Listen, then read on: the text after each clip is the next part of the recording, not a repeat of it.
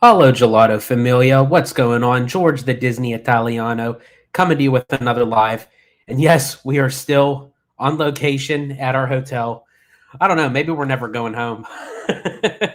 Just seems like the stay just keeps on extending and extending and everything. But I was actually at Disneyland today for a little bit. Crazy in the parks. This is the last night for the candlelight procession. Actor Benjamin Bratt is going to be the narrator, which he did last night and will be doing tonight's as well. There's two showings. One was at 5:30, and then the second one will be at 7:45. I was going to attempt to do the first one, but it was just like so chaotic. They didn't even have the standby line ready, and then I thought, well, I'll try for the second time. But I'm like, nah, too exhausting. We've been covering a lot of the holiday stuff at all the parks, not just Disneyland, Universal, Knott's Merry Farm, and so this is like the end, uh, the last leg of the this trip, any case. But so I just kind of hung around DCA for a little bit, and I got to go on Mission Breakout. Got a short up of the Christmas tree lighting at DCA. So yeah. But in any case, that's not what we're talking about today. I thought I'd decide to come on live and kind of discuss some of like the extra news that has been released lately, not just with Disney, but just and actually not even just with the parks. I mean, there's definitely park news, but there's a lot of like studio and corporate and business stuff and all that. But beforehand, let me get to the chat real quick. We have Jacob Weller, and he said, wanted to say good night and hope you have a blessed stream. Hope to see you when it's not too late. Well, thank you so much, Jacob. I know you're not on with us right now, but always appreciate you.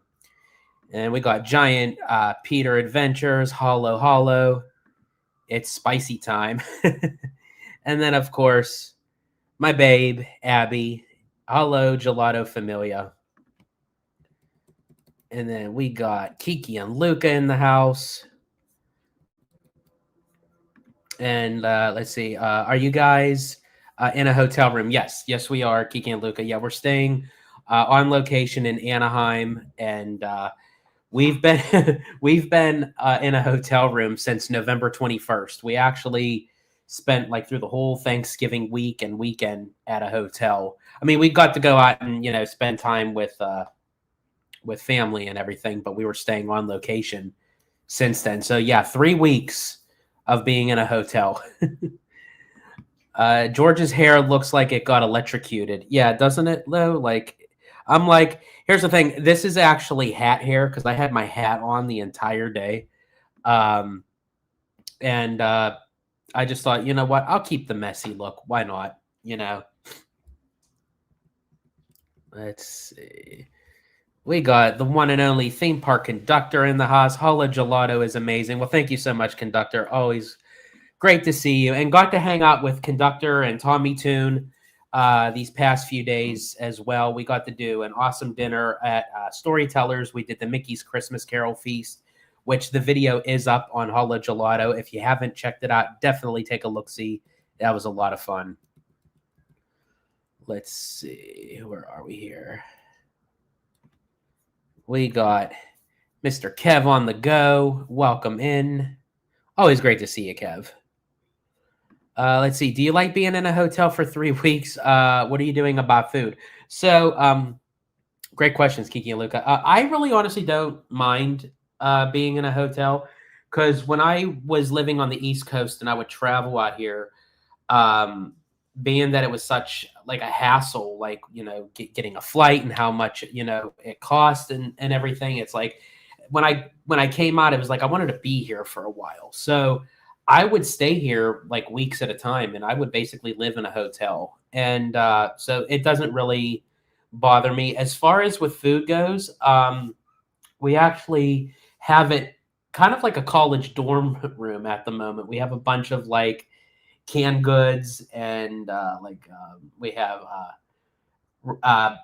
Chef Boyardee like raviolis and spaghettios and meatballs and cereals and rice-a-ronis and a loaf of bread, and then we have like 2.5 gallons of milk in the fridge. So yeah, we're like living like of course, yes, Abby has to add in the ramen.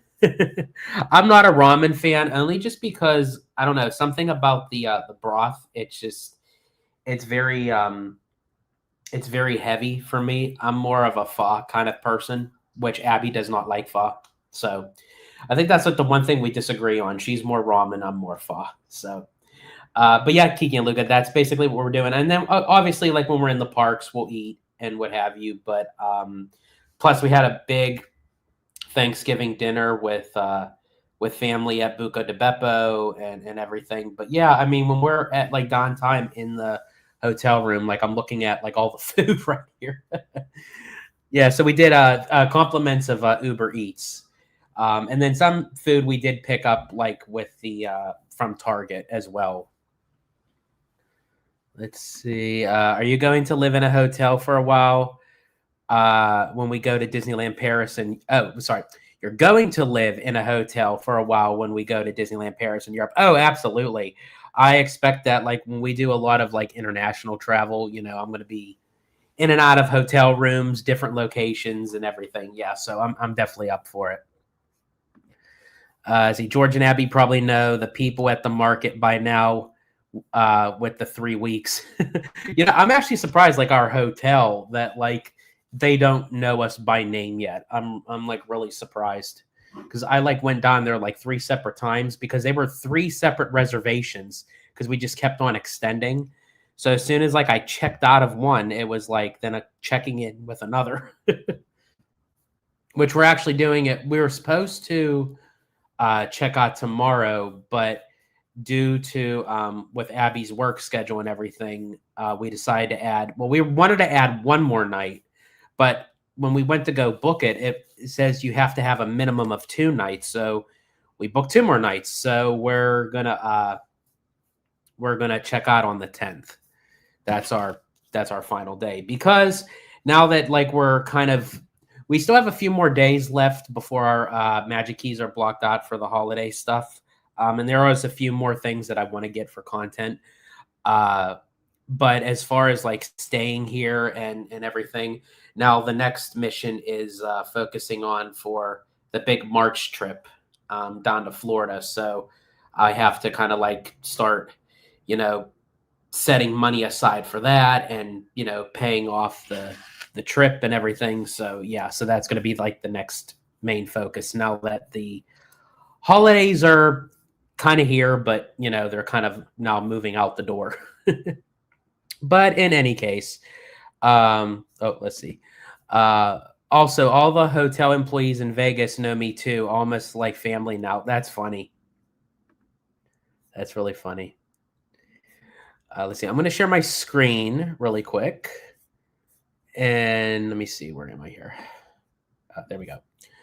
Okay, so one of the topics I wanted to discuss, and you guys can let me know what you think. So this is coming from, let's see, the Moonlight Warrior. DC is reportedly exploring plans to create full-scale real-world versions of Metropolis and Gotham City that fans could actually walk through for Universal. And they kind of showcase like concept art for the world of Superman and then the world of Batman. And what's actually funny is Universal, especially at Islands of Adventure, they were wanting to go with DC even before Marvel, but there was a lot of issues that they just couldn't agree upon, and then they went with Marvel, and that's how it has been since IOA opened in 1999. And now with Disney owning Marvel, but Universal still having to a certain degree of theme park rights east of the Mississippi River, there's just like a lot of like back and forth kind of thing. And now with the potential of Netflix owning Warner Brothers, so now Universal is in talks with Warner Brothers to get it into the parks. And we're still not really knowing if Netflix is going to be the one to own WB. I mean, even though they did like the breaking news that, okay, it's kind of in the bag, but like Hollywood's not liking it right now. I know, there are like some investors, that are for it, because I mean, Netflix is big. It's a big streaming platform, and a lot of people are, worried like, is Warner Brothers, just going to be for streaming? Are they going to still, release movies into theaters? Which I do want to talk about that too, in a little bit, as far as like movies coming out into theaters and what have you. But so yeah, there's just like a lot going on right now with, studios owning this and buying this, and just a whole lot of mess right now. But hopefully it'll unkink itself soon. I've even known a lot of people to even boycott Netflix and literally end their subscription because of this. I don't know. I think that may be a little bit drastic, but hey, to one's own. You do what you feel is right. But as far as like with DC coming to Universal, I feel like DC fits more Universal anyway, as Marvel fits more in the Disney realm, because that way, hopefully, then Marvel could fully integrate into the Disney parks, and then have DC at Universal. Yeah, I would love to see Marvel Superhero Island at IOA, move into become the DC universe for sure. Yeah, see, and this was compliments of Boardwalk Times. Warner Brothers and Universal's early talks regarding DC and the parks included creating new areas and attractions devoted to the DC universe. Yeah, so I think that'd be really cool. I think that'd be awesome. Okay, let me see, because I was looking up things here. Let me come back to the chat here. I don't want to leave you guys high and dry here. Let's catch up here. Let's see. Where are we?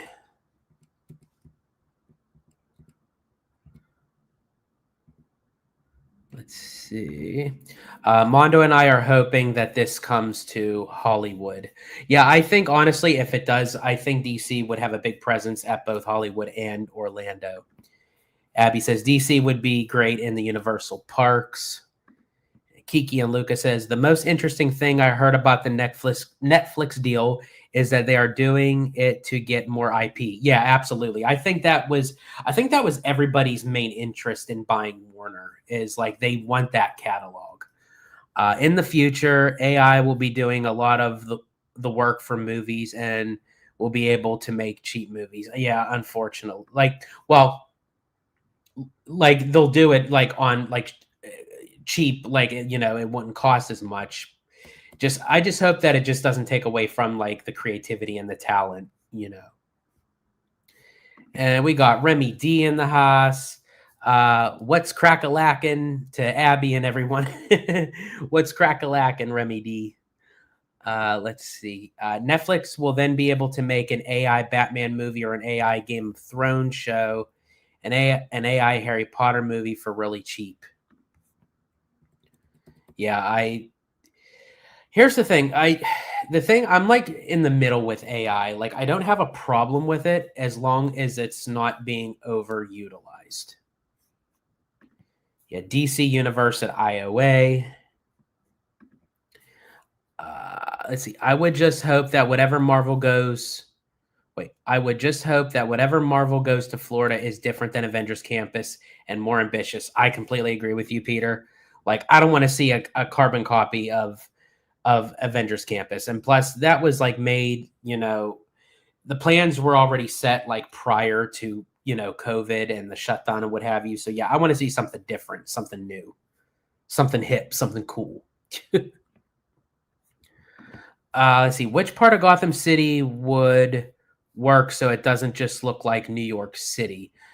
Good question, Remy D. I think for me, I think it just depends on like the style of how it's made. Like I'm okay with it kind of like looking like New York City, but the thing that Universal does with Marvel that um, Disney doesn't, which I'm glad that Disney does it more of the film franchise. Universal went more of the route of the comic book style. So I think if they did it like comic book style or graphic novel style, um, I would be okay with any section of Gotham, in my opinion. Forget Back to the Future. It's now IP for the future. Yeah, that is very true. That is very true. Although I will say, I do want to see more Back to the Future coming to the parks and Universal parks, that is. And then also there was talks that there's a possibility of another Men in Black movie. It's not like set if Tommy Lee Jones or Will Smith is attached to it, but yeah, they said that there was possibly going to be another Men in Black, and then also too, a possible fourth Mummy film with Brendan Fraser. So I think it's interesting that a lot of these IPs that we think may be replaced in Universal, like the Mummy and Men in Black, Alien Attack, and what have you, they may be sticking around longer than we think, depending on how well these franchise movies continues on, and if they end up doing them at all. Let's see. Metropolis / Daily Planet takes over Spider-Man at IOA. Yeah, here's the thing. I love the Amazing Adventures of Spider-Man. I think it's a great ride. But you don't necessarily need that particular IP for it to be a great ride. You can attach, I think, any IP to it with the technology and maybe even spruce up the technology a little bit, kind of update it a bit. And make it new. Also, too, I want to ask you guys, what is your overall thoughts with like the possibility of 3D, being removed from a lot of the attractions? Like more recently, Ratatouille, the 3D in Ratatouille was removed in Epcot, and I believe, Peter, correct me if I'm wrong, I think also in Paris. But what's your overall thoughts, like with 3D being removed possibly from Spider-Man and Transformers, and like what's your overall thoughts on that? See, Men in Black was so cool when going to Orlando. I actually enjoy Men in Black Alien Attack. I think, honestly, it's my favorite kind of shooter-based attraction, to be honest with you. I prefer it actually over Buzz Lightyear and Toy Story Mania and Web Slingers. Well, I think anything's better than Web Slingers, to be honest with you. But I loved Men in Black Alien Attack.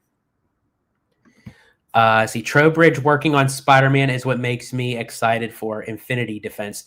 Very true. Yes, that is very true. I got to meet Scott Trowbridge actually at the Honda Center. I got my picture taken with him, selfie. It was in between breaks of the D23 presentations, so that was really cool. And yes, I'm right about the 3D. Okay, that's what I thought. And Abby says, yes, get rid of 3D in the attractions of the parks. I usually get sick with 3D. Yeah, she does. Luckily, she didn't get sick on Ratatouille, but she does get sick with Transformers. I think a lot of people get sick with Transformers, and I think it's not even just, I think it's the mix of 3D, but how fast everything is moving around you. I think a lot of people either get nauseous or like get really bad headaches. Let's see. Oh, and Kiki and Luca agrees with you, Abs. Let's see. I was first against it, but the more I think about it, I don't mind a consolidation of streaming services. I hate having to juggle multiple services to get access to different TV series and movies. Yeah, that I do definitely agree with you, Remy D, on that. It is kind of frustrating because you can have 10 different streaming services. And the only reason why you have 10 different streaming services because just say like, okay, what's on Netflix is not on Apple, and what's on Apple is not on Amazon, and what is not on Amazon is on Hulu, and what's not on Hulu is on Paramount Plus, and what's not on Paramount Plus is on Hallmark Plus. It's like everything. There's like a streaming service for everything, and it's like, it's crazy. Also, speaking of Hallmark, and I thought this was actually Very interesting. Now that I mentioned Hallmark, I'm actually kind of curious and excited about this.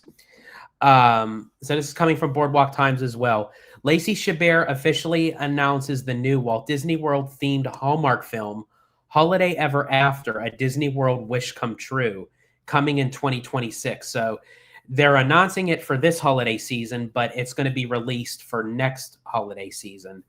I'm going to actually bring this up. I'm going to take it back. Hello, everyone.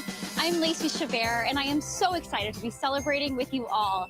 I am here with some special friends, Mickey Mouse and Minnie Mouse, and I have got some big news that I cannot wait to share from the most magical place on Earth. Well, I bet you can guess where I am. And for the first time ever, we are announcing a brand new 2026 Countdown to Christmas movie, a whole year ahead of schedule. All right, here it goes. I am incredibly excited and so honored to share that I will be starring in the all-new 2026 Hallmark Christmas movie, Holiday Ever After, a Disney World Wish Come True, filming right here on location at Walt Disney World Resort. I love visiting here with my family, and I always thought it would make the absolute perfect setting for a Hallmark Christmas movie.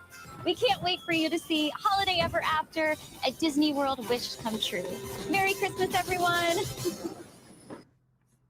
Yeah, so I was actually surprised at that. I know a lot of people were reporting there was like a lot of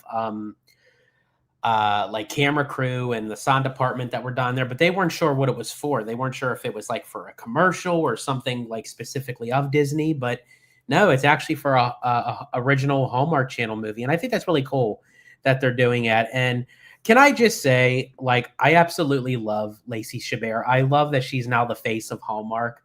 She is like so totally fetch. I'm sorry, folks. I had to do it. I'm sorry. I love that movie. I mean, am I wrong? Like, who does not love Mean Girls? I mean, honestly, like that became like a cult classic. I love that movie. Let's see. Yeah, see, Giant Peter already. Fetch. Okay, let's see. Let's come up here. Where am I? Oh, here we go. For Peter Adventures. Men in Black is such a unique ride, especially when you look at it from the viewpoint of someone who has been to Hollywood a lot. There we go. The way I think about it, people have both Netflix and HBO for different reasons and IPs. Yeah, absolutely.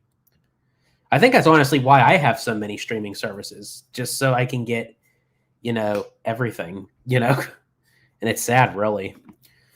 I like 3D attractions, never get sick, but I also like practical. And Abby says, sorry, guys, I'm coughing, so I'm just sitting out on the live and joining the chat. Yeah, it's been Abs and I kind of came down with like under the weather kind of cold kind of thing. And we're fine now. We're much better. It's just the coughs. The coughs like linger like crap.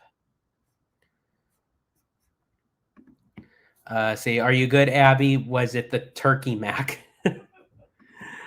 George must have put in a word for this project while at Hallmark. Yeah, I mean, here's the thing. When I was working at Hallmark, they knew I was a true Disney fan, and also too, someone who actually worked with me at Hallmark had it was like an older traditional like book, like the history of Hallmark, and really, I forget actually Hallmark's first name, but he was actually really good friends with Walt Disney. So that's why you see a lot of Disney, products that are allowed into Hallmark, like with the ornaments and different things like that. So yeah, they have a very good relationship. But yeah, while I was there, I kind of threw in my 2 cents,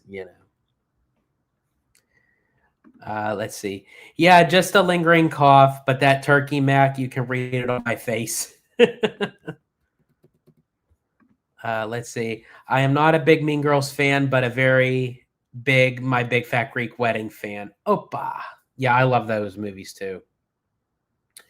All right, let's see. There's some other things that I wanted to bring up with you guys. Let me just kind of scroll through here. I'll share this. I think this is honestly worth just mentioning. This was 13 hours ago. This is coming from blogmickey.com.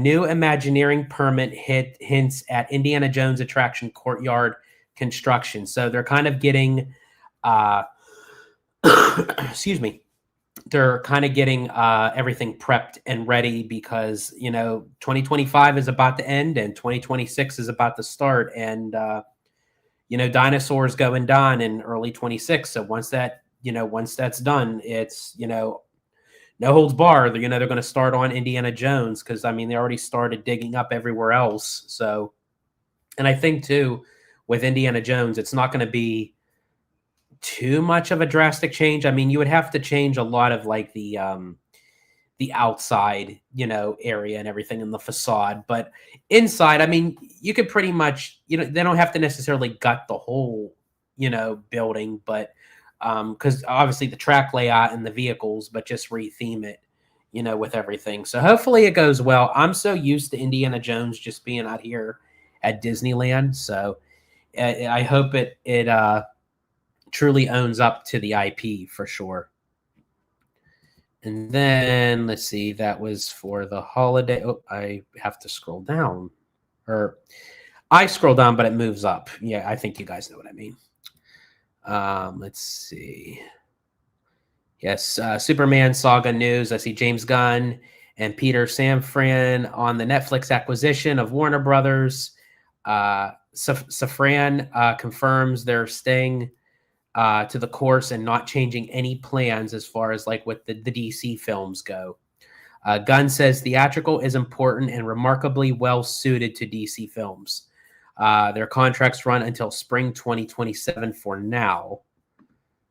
And that's good to know because I do think that Netflix did mention, they did want, Warner Brothers to still do like theatrical runs. They just didn't want just streaming service. And that's good in a sense. Kind of sticking on the film side. So this is everything of Marvel with 2026. So they're going to re-release Avengers Endgame on September 25th, 2026, ahead of the release of Avengers Doomsday. That's being released on December 18th of 2026. And I kind of like that because it kind of gives us a refresher of, as one Avengers movie, and then it moves into the next one, sort of like what James Cameron did with Avatar. When Way of Water came out, he re-released the first movie. And then right before Fire and Ash, he re-released Way of Water. And then in the summer of 2026, they begin filming for Secret Wars. So yeah, a lot's going to go on with Marvel next year. And then also it's through Sony, but the new Spider-Man movie as well. But I do wish that they also released Infinity War, to be honest with you, because I feel like to watch Endgame, you still need Infinity War. So I would have loved for them to re-release Infinity War and Endgame ahead of Doomsday.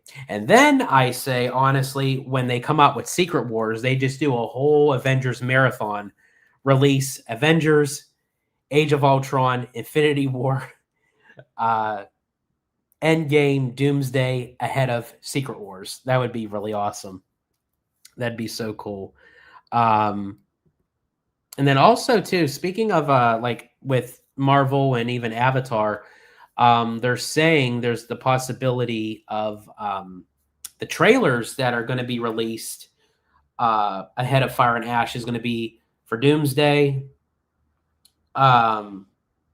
possibly for Spider-Man, Christopher Nolan's The Odyssey, which I think they said a whole minute and 52 seconds of that trailer.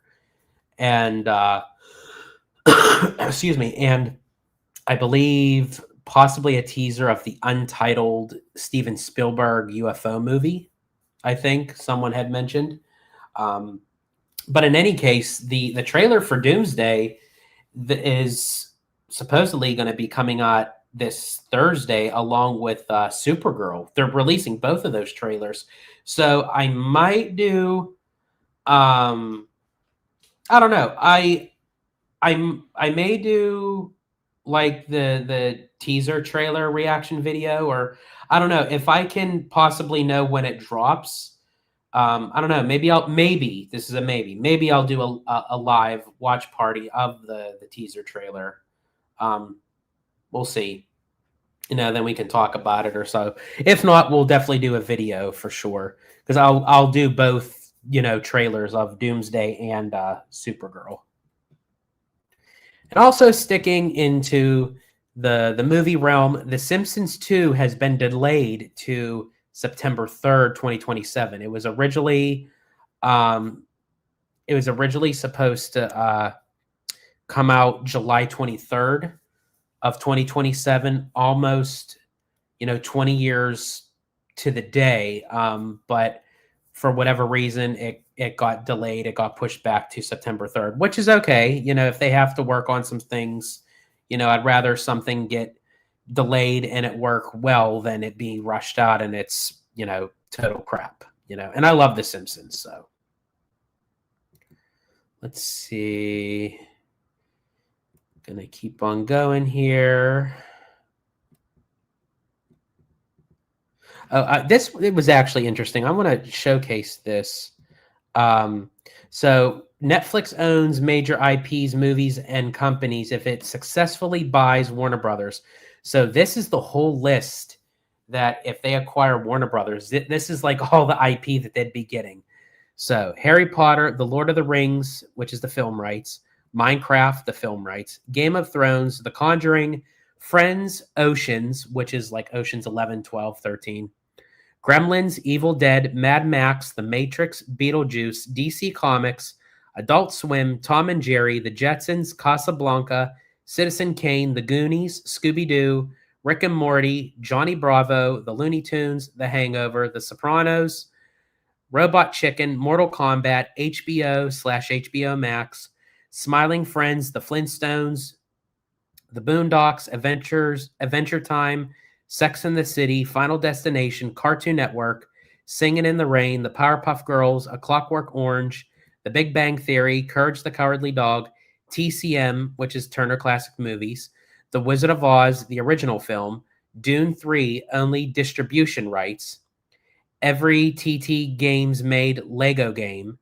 Monsterverse, only distribution rights, and WB Games, including TT Games, NetherRealm, and Rocksteady. That's a lot. That's a lot of caboodle right there.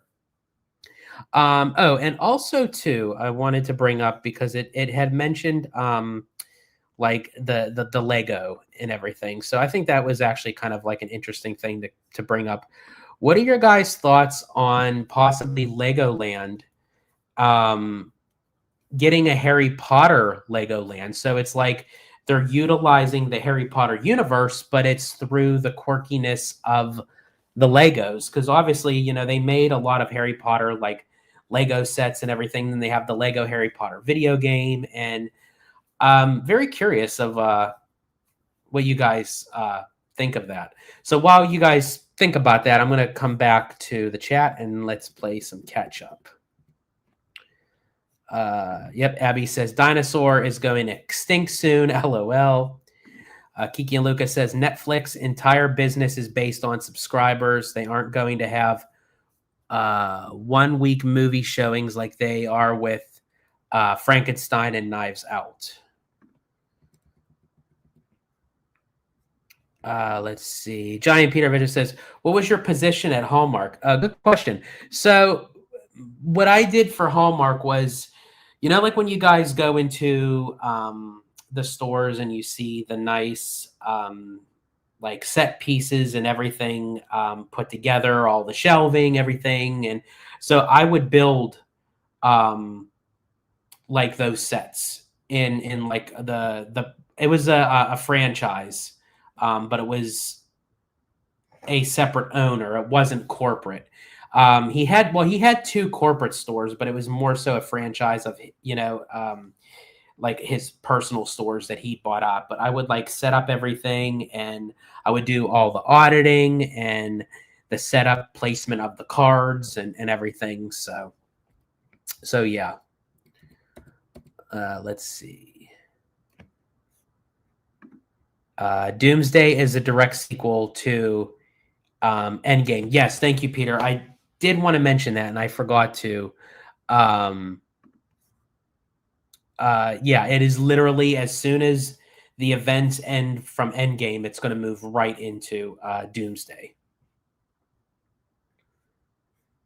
Let's see. So many theme park material there. Oh, yeah, absolutely, Remy D. I mean, that's why I thought for sure, like, Universal would have, and I know Universal was in the running for it, but it just seems like they weren't really like hungry for it. I mean, poor Paramount. I mean, like they went through like how many different, bids and, threatened to like a hostile takeover and everything, that they really wanted it. And it's like, well, here comes Netflix with $82.7 billion and threw it down on the table. It was like, hold my beer kind of thing. Let's see. The Netflix WB deal is a much better value than how much Disney bought Fox. Disney way overpaid for Fox. Yeah, I agree with you with that with Kiki and Luca, because I feel like even though it's a much bigger price tag for Warner Brothers, just the IP, alone is worth that price tag, that they can get a lot back, in revenue and everything. I feel like, I'm not saying that Fox isn't good, as far as like having like Avatar and The Simpsons and a lot of other like streaming opportunities, but I don't think Fox is nearly as much as the price tag that Disney, set forth with it as to what is trying to get Warner Brothers. Definitely. George in the Oceans film franchise would be hilarious. I tell you, Peter. I absolutely love like the thought of me being in. Well, here's the thing: I was in a few films, not like front and camera center. I was more like background and in crowd scenes. I did. I was part of The Dark Knight Rises. I did. What was it called? The Perks of Being a Wallflower. I think I was in a few. It was like a NYPD Blue kind of show, but like it was filmed in Pittsburgh. But they treated it as if it was in New York. I really wanted to do the biopic of Hershey this past summer, because they needed like a bunch of like old like 19th century kind of guys with beards and everything. They encourage like men to not shave their beards and everything. So I would have really loved to do that. But to your comment, I would have loved to be a part of like Oceans. Like that would be awesome. Do you think Paramount will try to latch on other IP goldmine post this Warner Brothers fumble? Could they try to buy Comcast about $100 billion? Oh, that's a good question. I don't know if Comcast would be willing. That's a good question. I mean, if Paramount would try to do that, I mean, that would be, I don't know. See, because I feel like since Comcast bought out Universal, I feel like that's kind of like where they have been doing well. I don't know how it would do if actually Paramount would then buy out Comcast, which then owns the rights of Universal. So that would be interesting. I mean, if they did talk about like a triple like head-to-head combat between like Disney, Netflix, and Paramount, because then Paramount would then own Comcast. But I could definitely see Paramount trying to interfere. And see, Kiki and Lucas said Paramount is going to try to mess up the Netflix deal. It's not close to be done. Still needs to pass regulatory muster. Yeah, that is very true. That's the one thing that kind of irritated me. Like when they said breaking news, like Netflix, won, for Warner Brothers. It's like, I mean, they accepted, but they're still like, I mean, Zaslav is still looking to see if there's any more higher bidders that can outdo that, and I do know that there is like stipulation like between, with like if Paramount and Warner Brothers and Netflix, they would have to like owe, certain amount of what was it, 5.8 billion, I think it was. So I mean, they still get a takeaway, but I mean, the cards are still up in the air for everything. Let's see. Where are we here? Oh, there we go. I hope Netflix still keeps the Warner Brothers studio tour. Yeah, I absolutely love the studio tour. And Abby did as well. Yeah, we did it together. I would love to do it again, actually, believe it or not. I would love to do that tour again. Abby says, yeah, they shouldn't say breaking news until it's officially done. Yeah, it's almost like even how they make announcements for the parks. Like when they say, oh, we're doing this and we're doing that. Well, that's great if that's exactly how it's going to happen. But like down the road, it's like, it's not usually how it does. So that's why I never get married to concept art or, like when they say this is official and what have you, until I actually start to see not even just dirt being moved, but like structures actually being built for something, like then I can say, okay, this is official. They said Netflix has entered exclusive negotiations with WB. That's kind of like getting a private room at the Gentleman's Club. Yeah, basically. That's very true. They just all want a slice of it, and it just depends on like who's going to get the bigger slice, Crazy. Let me see. There's a lot. I think there was a lot more that I wanted to bring up to you guys. Let's see. Where are we? Oh, no, we did. Well, I brought up of Spider-Man and everything because there is a possibility they may make they may show the trailer during Avatar: Fire and Ash, but as of December 5th, Spider-Man: Brand New Day has wrapped filming. So I'm for sure, they're doing like the editing process and everything. So I'm very curious to see if we get a teaser trailer or what have you. But next year is going to be a pretty big year for Marvel, as if they do it correctly, 2027 should be a big year for Star Wars. Because, I mean, a lot is going to be going on. Well, next year, they're releasing The Mandalorian and Grogu. Then they're going to open up Smuggler's Run the same weekend in May of 2026. Great cross promoting and marketing on Disney's plan. But in 2027, they're going to have Star Wars Celebration here in LA. Then they're also releasing Star Wars, the Starfighter movie. And then also they're re-releasing the original cut of A New Hope for its 50th anniversary. So there's going to be a lot going on for Star Wars in 2027. So hopefully Lucasfilm does not drop the ball with all this, because this is their chance for a major comeback. Let's see.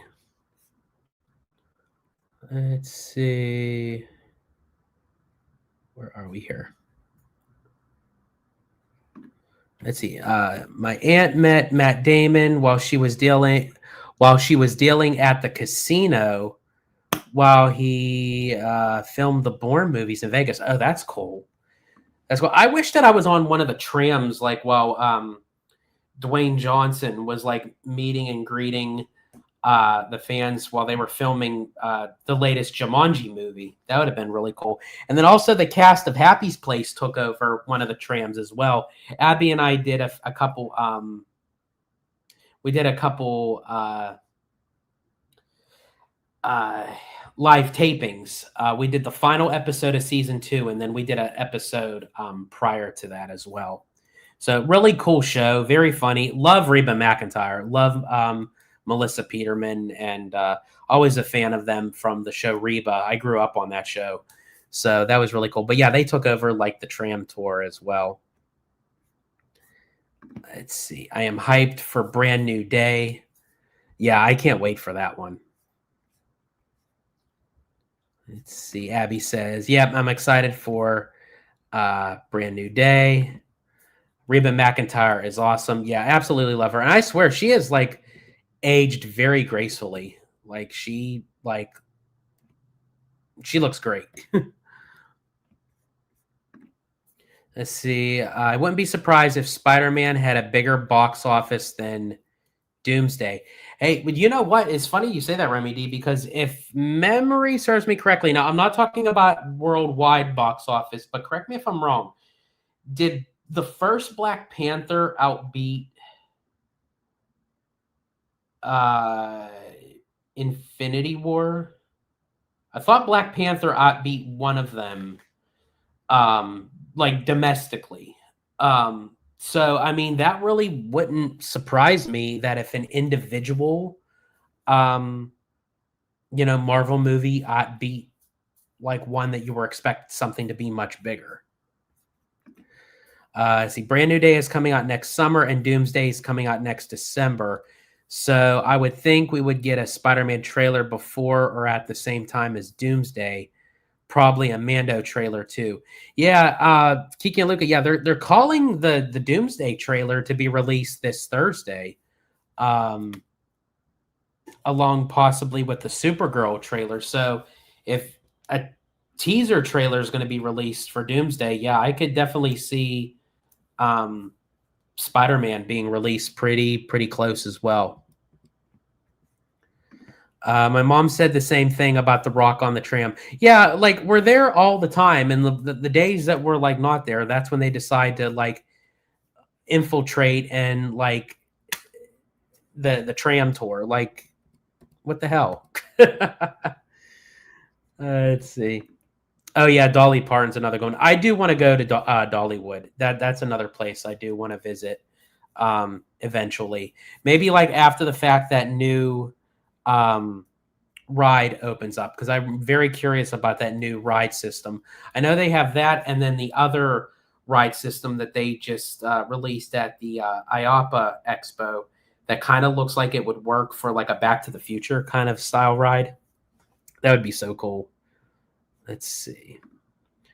Black Panther beat Captain Marvel, which made $1 billion. Okay. Yeah, I knew Black Panther beat something. I just couldn't remember which way.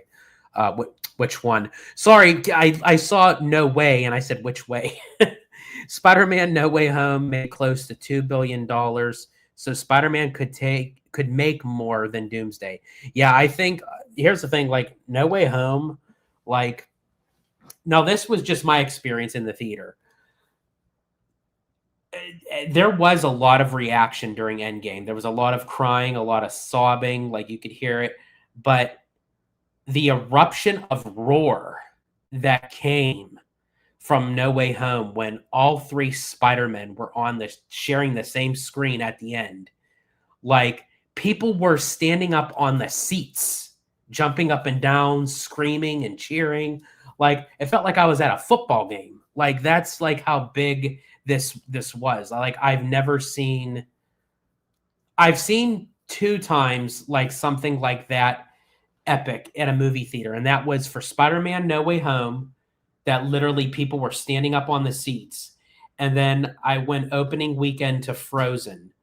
It was a packed, overly sold out theater. People were actually standing up in the aisles because they oversold, and people didn't care. They didn't care about having a seat. They said they'll stand for it. And it actually at the very end got a standing ovation. And I've never seen a movie get a standing ovation, like maybe like at the El Capitan or the Grauman's Chinese Theater or the Dolby Theater, like if they're doing like a premiere or something. But just in a basic, regular Cinemark Theater in Pittsburgh. I mean, yeah, Frozen got a standing ovation. Like, it was like, yeah, it is true, Kiki and Luca. Yep, everyone stood for Frozen. Let's see. Sorry, folks, I'm trying to catch up here. Let's see. I was there, and we randomly drove past the cast of Bel Air right as they have their moment on the screens on the tram. Oh, that was funny. That's let's see. I was dying in the theater when Fat Thor showed up. I couldn't stop laughing with my cousin. Yeah, okay, this is probably like an unpopular opinion, especially for all the ladies who love Chris Hemsworth and everything, but I'm not too big of a fan of Thor, like the storyline of him. Like, he's like my least like Marvel character that I like resonate with, that I connect with. I don't know why. Like, I find him like a bit annoying. The character. Like, Chris Hemsworth is awesome, but like just the character of Thor, like he just comes off annoying to me. I don't know why. Let's see. Yeah, that was epic having the different Spider-Man. Yeah, absolutely. Spider-Man No Way Home, gone to the theater after the pandemic and being able to see that movie was magical. Yeah, I completely agree, Kiki and Luke. I actually, now that you mention it, that wasn't my first movie back. My first movie back, I believe, was Shang-Chi in theaters. But No Way Home was the biggest movie like that I've actually seen like a bunch of people in the same room together after COVID, for sure. No Way Home was a whole other experience in the theaters. I almost started crying in the theater when the three were together on screen. Yeah, as I said, it was epic. I was watching Frozen with my three friends in theaters, three guys watching Frozen. Hey, you know what? You do what you got to do, you know? Abby says Chris Evans. Yeah, not Chris Hemsworth. Hers is Chris Evans. Let's see. Actually, it's more Glenn Powell in a towel, but you guys get what I mean. If you don't know what I'm talking about, go back and rewatch our Running Man out of theater review. My 4-year-old son has been marathoning Spider-Man 1, 2, and 3 nonstop for the last 3 weeks. I am pretty much Spider-Man out. That said, the first 2 Spider-Man movies really did superheroes well. Yeah, absolutely agree, Remy D. Let's see. Ooh, where am I? Everybody forgets he's a literal god that can outlive Earth itself. Yeah, very true. Yeah, he's just not a character that just, like, I don't know. Abby's favorites, Chris Evans and Powell in a towel. And she says, yeah, Glenn Powell in a towel. Yes, please. Let's see. Then we have Hudson Thomas. Welcome in. Which actor have you liked best as Spider-Man? Ooh, good question. Oh, oh gosh. Okay.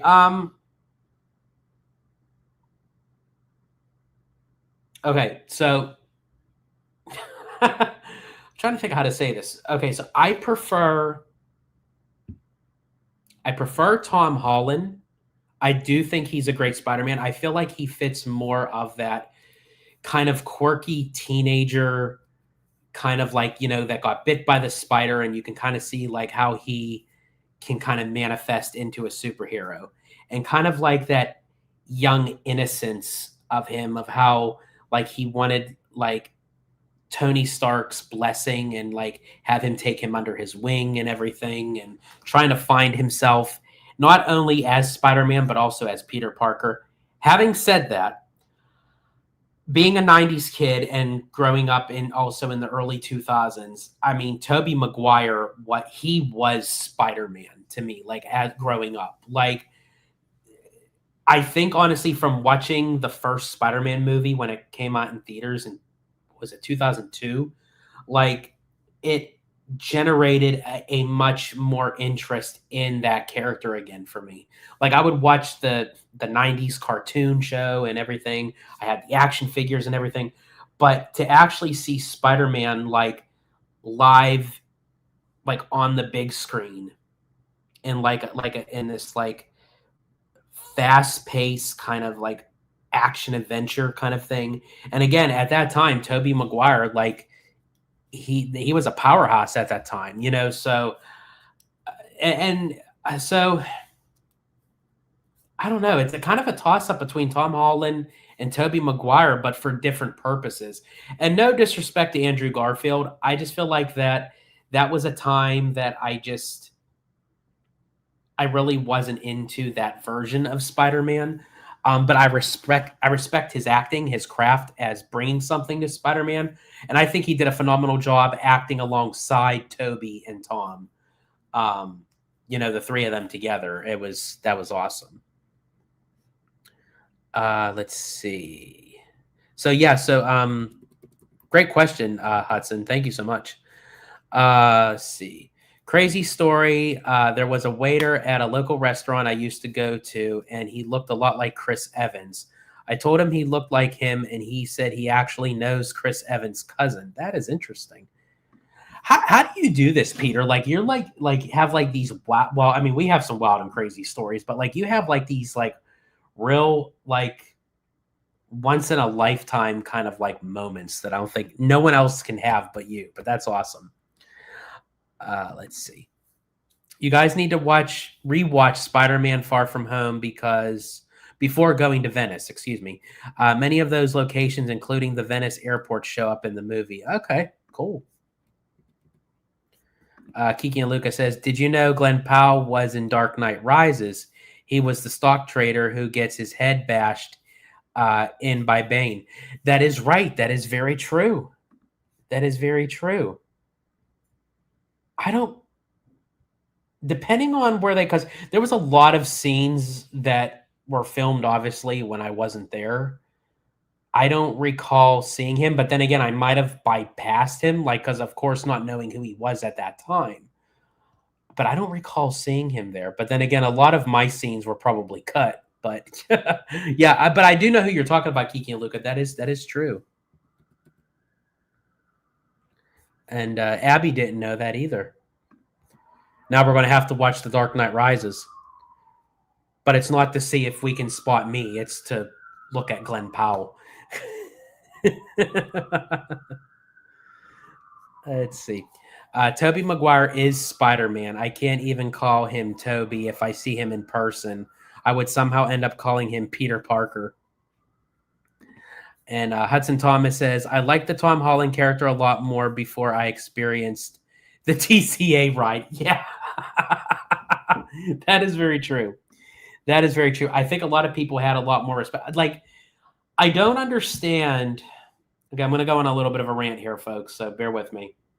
I don't understand that. I get it. You have to have more kid-friendly, family-friendly experiences, especially with Marvel, because you can't just have all thrill rides and everything. I get it. But to subdue a character like Spider-Man for a shooter ride, another shooter ride, because you already have that in Toy Story Mania. You already have that at Buzz Lightyear. And especially, like, maybe you could do, like, a shooter, like, with, I don't know, like Ant-Man and the Wasp or the Winter Soldier or something like that. But to do a shooter-style attraction with Spider-Man and you're in these big, clunky toaster ovens that travel half the speed of smell, like, and they break down a lot. Like, I don't know what the issue is. I remember, like, there were several times, like, we were ready to board the ride and it just completely shut down. So I don't know what the problem is there, but when I think of Spider-Man, I think of more loose, more flowy. Like, I thought that Disney they filed for those ride permits for, like, the swinging pendulum. Like, that would have been really cool because, again, doing an individual Spider-Man ride means you're going up against the Amazing Adventures of Spider-Man at Universal, and they just dropped the ball with that for me. Anyway, like, now that they're coming out with, like, Infinity Defense, which is going to be a thrilling ride, but it's going to be a family thrilling ride. I don't know. I just kind of wish that they would kind of like take another look at what they can do with Spider-Man. That's my opinion.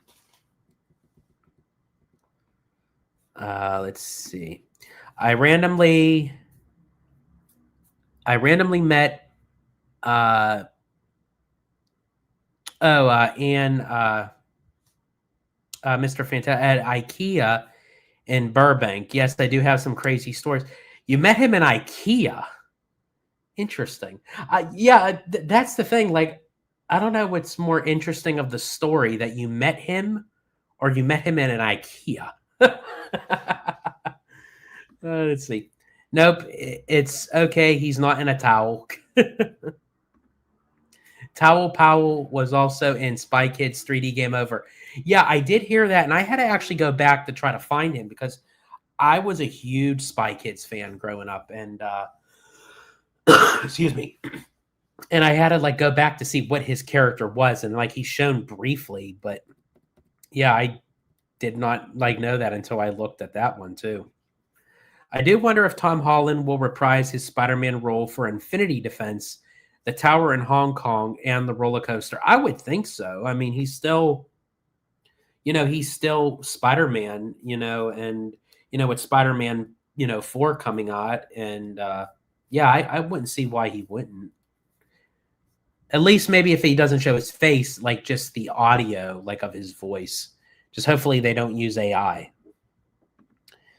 Keegan Lucas says, Hudson, they spend so much money on the queue and ride system for Smuggler's Run and Web Slingers and end up with such a lame experience. Is so disappointed.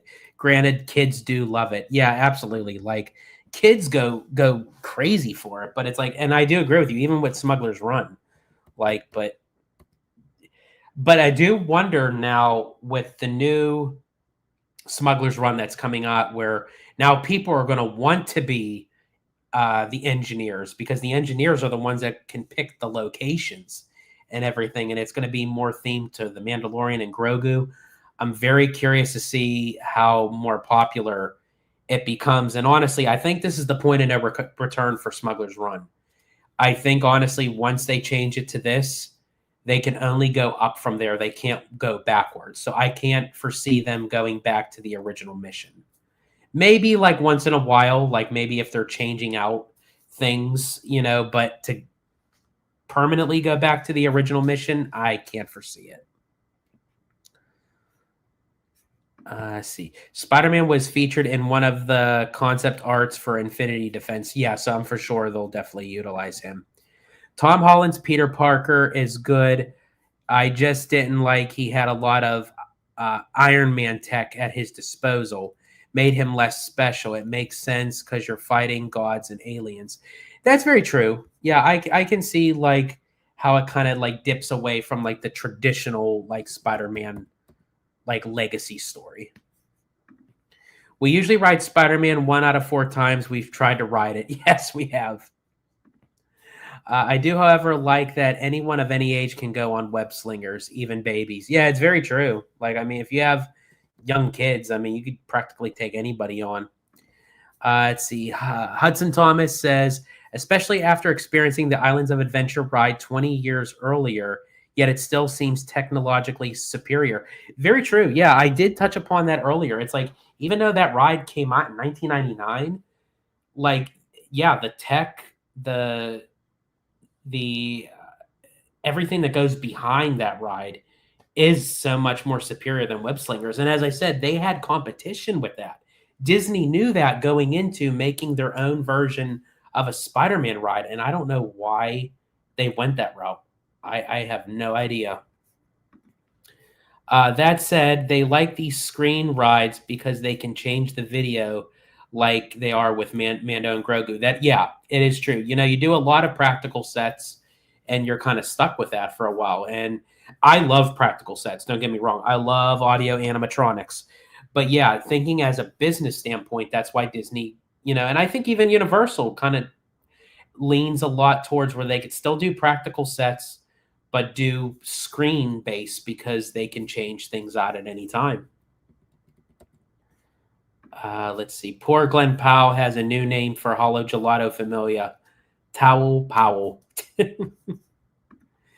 Let's see. George's Towel Powell. Colby Callier, which sounds like something a person would randomly yell at, had a Christmas song on the radio recently. Yes, and we are actually going to go see Colby Callier. I finally get to see her in person, thanks to Abby. And yeah, she's doing a duet holiday concert with Gavin DeGraw.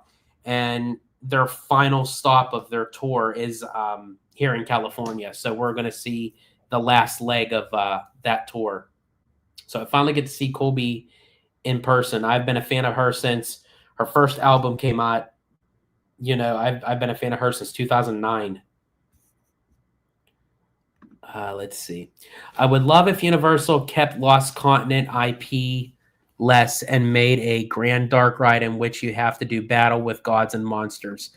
Yeah, that would be really cool. Here's the thing, Remy D. I absolutely love the Lost Continent. I love the architectural style. I loved the Sinbad stunt show. I loved Poseidon's Fury. I still don't know. They refurbished that thing. It was down for how long? And then they reopened it for a short period of time, and then they just took it down. It's almost like whoever made that decision made the decision last minute, because I don't think Universal would have spent the time, effort, and money to refurbish that just to close it down. But yeah, I would, even if they didn't have Poseidon's Fury or Sinbad stunt show anymore, yeah, like turn that space into like a grand, like dark ride where you can kind of have like the like medieval mythological, you know, yeah, gods and monsters kind of thing. That'd be so cool. Let's see. Kiki and Luca says, what do you think about the Explorer's Magic Key Pass? What can you refresh my mind, Kiki and Luca? I don't know. Like there was a lot of stuff like going on as far as like the weekend with the holidays and everything. I must have missed that. What is the Explorer's Magic Key Pass? Did you hear anything of an Explorer's Magic Key Pass? Yeah, it's I miss it. I sent it to you this morning. Oh, I didn't read it. That's why. It's taking over the enchant key. Oh. January. Oh, I gotta bring that up then. We gotta discuss that. Okay, hold that question, Kiki and Luca. I'm actually gonna come. Yeah, see, as I said, I was at the parks and everything and doing everything. I'm gonna bring that up. I'm gonna come back to your question.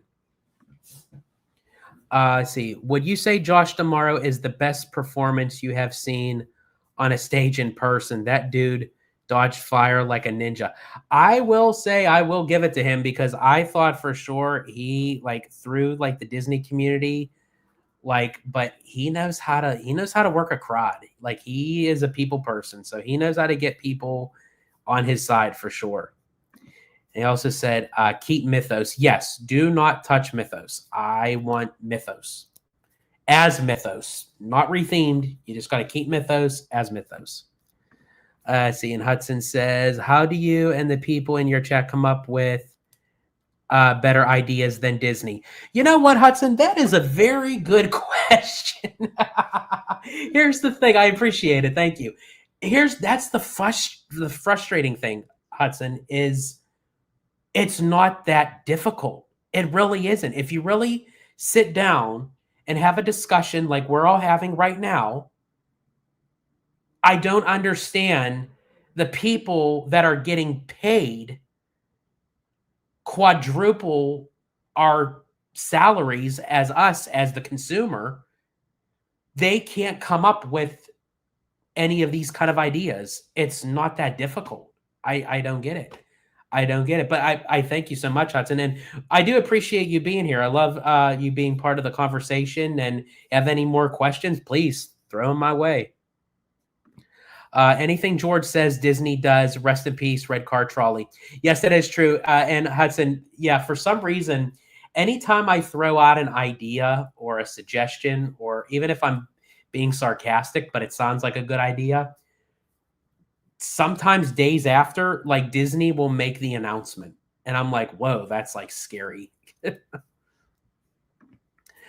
because we're not governed by budget constraints. Yeah, that is true.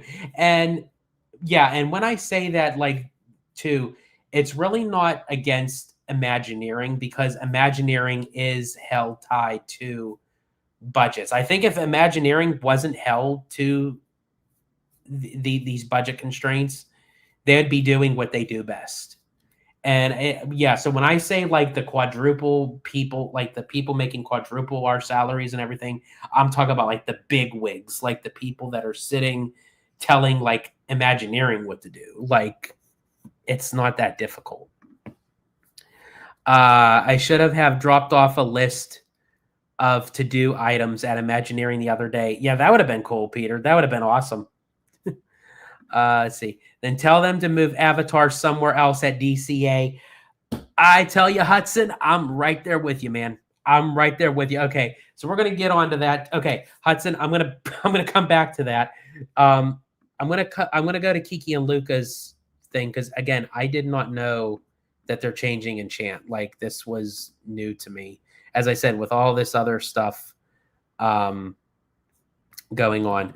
So give me 1 second here. Oh, I did want to mention this too, that discussing film, IMAX CEO Rich Gelfond says Greta Gerwig's Narnia film will be a cultural event that is going to change the world. This is not your mother or grandmother's Narnia. I have heard some rumbles, of Narnia coming back in a much bigger way. And it was kind of a cultural impact when Disney did Narnia, at least from the first one, I will say. But I'm very curious to see Narnia come back in a big way. So I just wanted to throw that out there as well before I forgot. Oh, sorry. I thought I shared. There we go. I wanted to share the screen there real quick of the Narnia, because I was reading it, but you guys couldn't see it. So I just wanted to show you guys that real quick. Okay, so now let me see here. I got the time, guys. So if you guys got the time, let's do this. Okay, let me see. Explorer Magic Key. Let's see. There we go. Okay, I'm going to share my screen here. So I'm going to get the information live with you guys. So here we go. Okay, this comes from Drew the Disney Dude. Disneyland Resort announces a new Magic Key pass option, the Explorer Key, available beginning January 13th, 2026. The Explorer Key will replace the Enchant Key, and current Enchant Key holders can continue to use their pass until it expires. The Explorer Key will offer benefits similar to the Enchant Key, with the added perk of weekdays in June and July. I'm trying to think. I thought Enchant had weekdays in June and July. No. It cuts off the. Oh, no, they didn't. That's why I had to. That's right. That's why I had to get Believe. That's right. Okay. Okay, so now here's the thing. That's cool, but why would you need to change the name? Couldn't they just add the perk to Enchant? I think all these names and changing of names is so confusing. Can we just go back to it just being an annual pass? Oh my Lord. Yeah, I mean, that's cool. I will say that at least it adds a perk. At least Disney is adding a perk instead of removing a perk. But increase that, I was just going to say it, but because they're increasing the price. So they have to showcase something as to why. Okay, so that's good for Enchant, but how about for us Believe and Inspire Key members? Because those prices are getting even higher. They can't and we're okay. I'll do one for that. I'm hoping by next year it would be nice for Inspire Key holders for the next year of the holidays that we don't get blocked out for Christmas. If you're going to raise the price that high, don't block out for Christmas.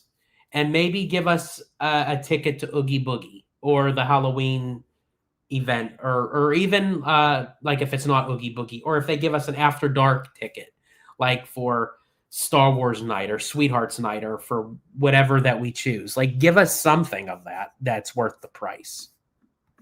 So that's a good start.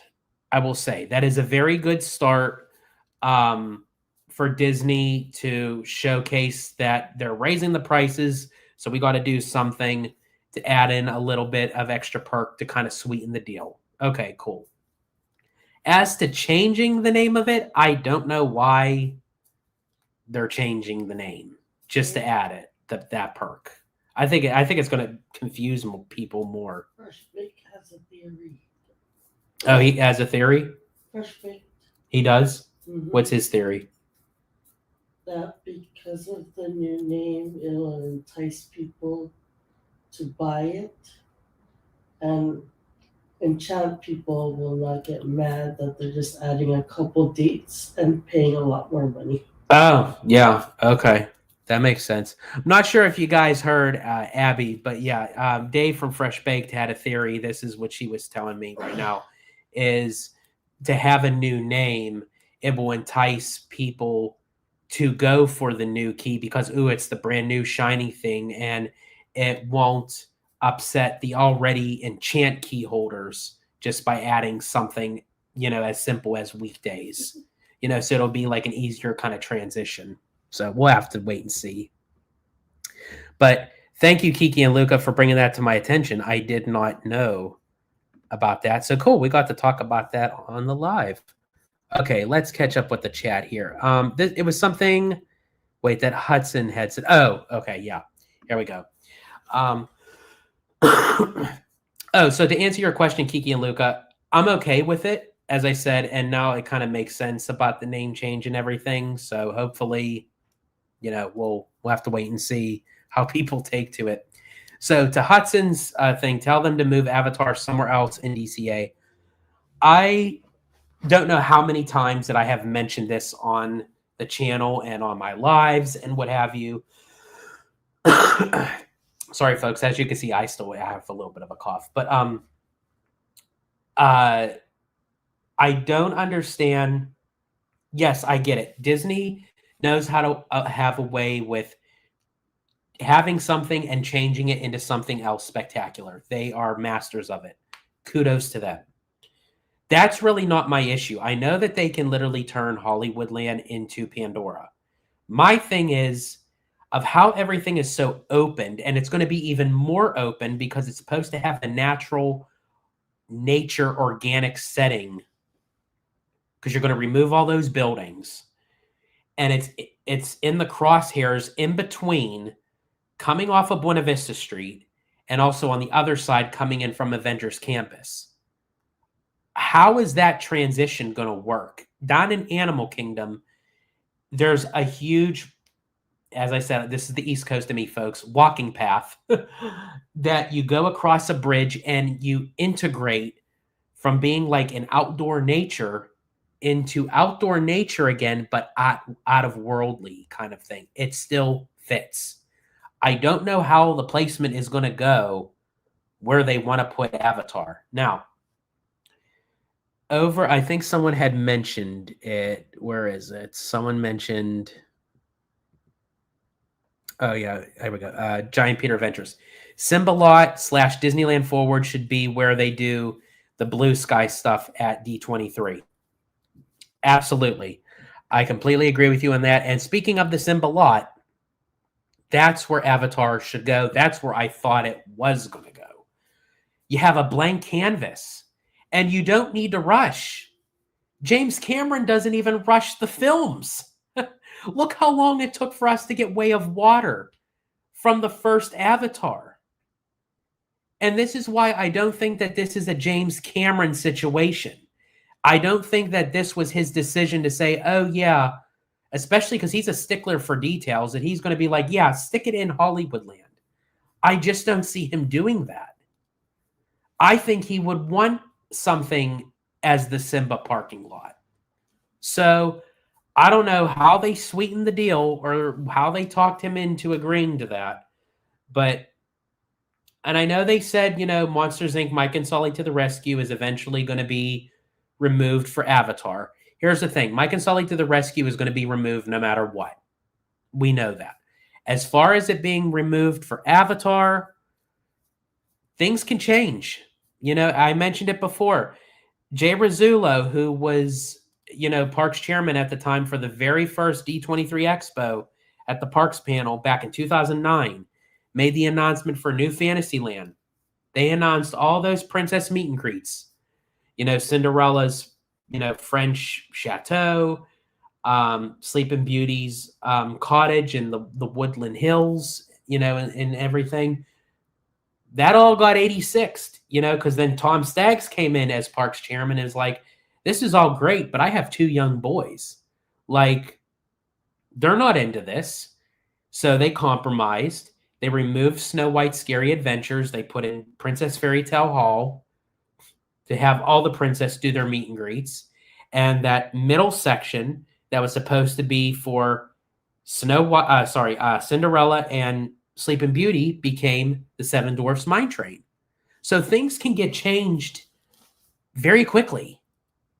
And that's how it works in Imagineering. And that's why they're so brilliant at what they do. And again, going back to it, I wish the big wigs up at the very top would let Imagineering do their jobs of what they were paid to do, that they are good at doing. They are creatives. They know what they're doing.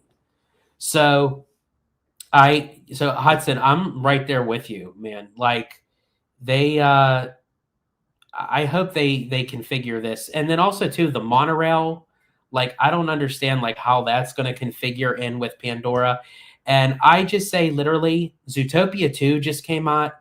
Huge success. I mean, they can make an announcement for a Zootopia 3 tomorrow and people would, go for it. Zootopia already has that very rural cityscape feel to it, that you already have like the facades. You could change some of the backdrops that they can integrate, like audio animatronics or puppets that they do over in Shanghai for Zootopia. You could turn Mickey's PhilharMagic. You could do Better Zoothether. I know I have to still see that in person. I know a lot of people aren't very happy with it, but it could still fit in the realm of Zootopia. And I think Better Zoothether would fit better in DCA than it would Animal Kingdom, sticking it in the Tree of Life, But, and then you don't have to do, Zootopia Hot Pursuit over in Shanghai. You could do a domestic Americanized version of a ride for Zootopia. You could aim it towards Zootopia too. Like, there's so much that they could do with that area. So much. Let's see. Giant Peter Show says, Mademoiselle needs to get on that petition to change the spot. Absolutely. Yeah, keep trying to manifest Zootopia in Hollywoodland, folks. Yes, petition to move Avatar to the Simba parking lot. Oh, and then also, too, Peter, you had mentioned, like, for, like, the Disneyland Forward, like, for the Blue Sky. Yeah, literally, I think any Blue Sky area or ideas, that's going to be for the Simba parking lot for sure. And I wish that Disney would separate 2 different panels. So you have 2 parks panels, but you have one where you actually get official announcements of what's being made. Then they can kind of do that what if Blue Sky seminar kind of thing separately. Because then people would know, okay, we're walking into possibilities, stuff that might happen. And they want to get our feedback. I'm cool with that, but keep them separate. And it gives you an extra panel at D23. Let's see. I keep saying if there is one person other than Disney I want to create Narnia, let Christopher Nolan cook. I'm telling you right now, Peter, Christopher Nolan, anything he touches is like King Midas's gold. He is King Midas. Like, he is a brilliant, phenomenal storyteller. He is a phenomenal director, writer, producer, like everything. Like, I can't wait to see the Odyssey. I'm for sure it's going to be a banger. Yeah, he just does brilliant work, and that would be really cool to see Christopher Nolan take over Narnia. Let's see. Kiki Lucas says, so you think Disney will make D23 announcements on what will go into the Simba lot? I think, again, I think they should do that only if they do like a blue sky presentation, but separate. Unless if they add it into the mainstream of the parks presentation, but tomorrow is very clear to say, we're going to announce all stuff that's official, but we wanted to get your guys' opinion on some of this stuff that's not official. What do you guys think? Do you like it? Do you not like it?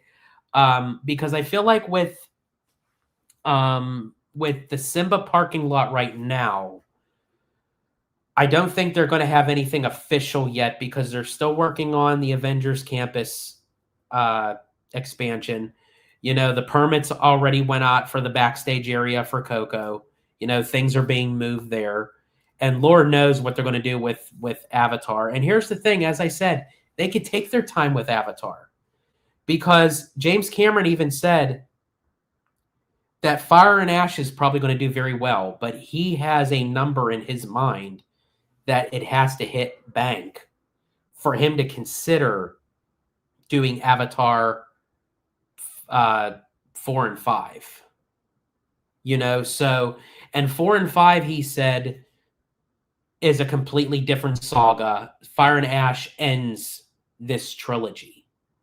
So that's why he kind of played it safe that in case if it doesn't work, he said he's very happy and satisfied with ending it with Fire and Ash. But I think Fire and Ash is going to do tremendously well. I can definitely foresee him doing Avatar 4 and 5 for sure. But again, that's going to take time. And he's waiting to see what Fire and Ash is capable of doing.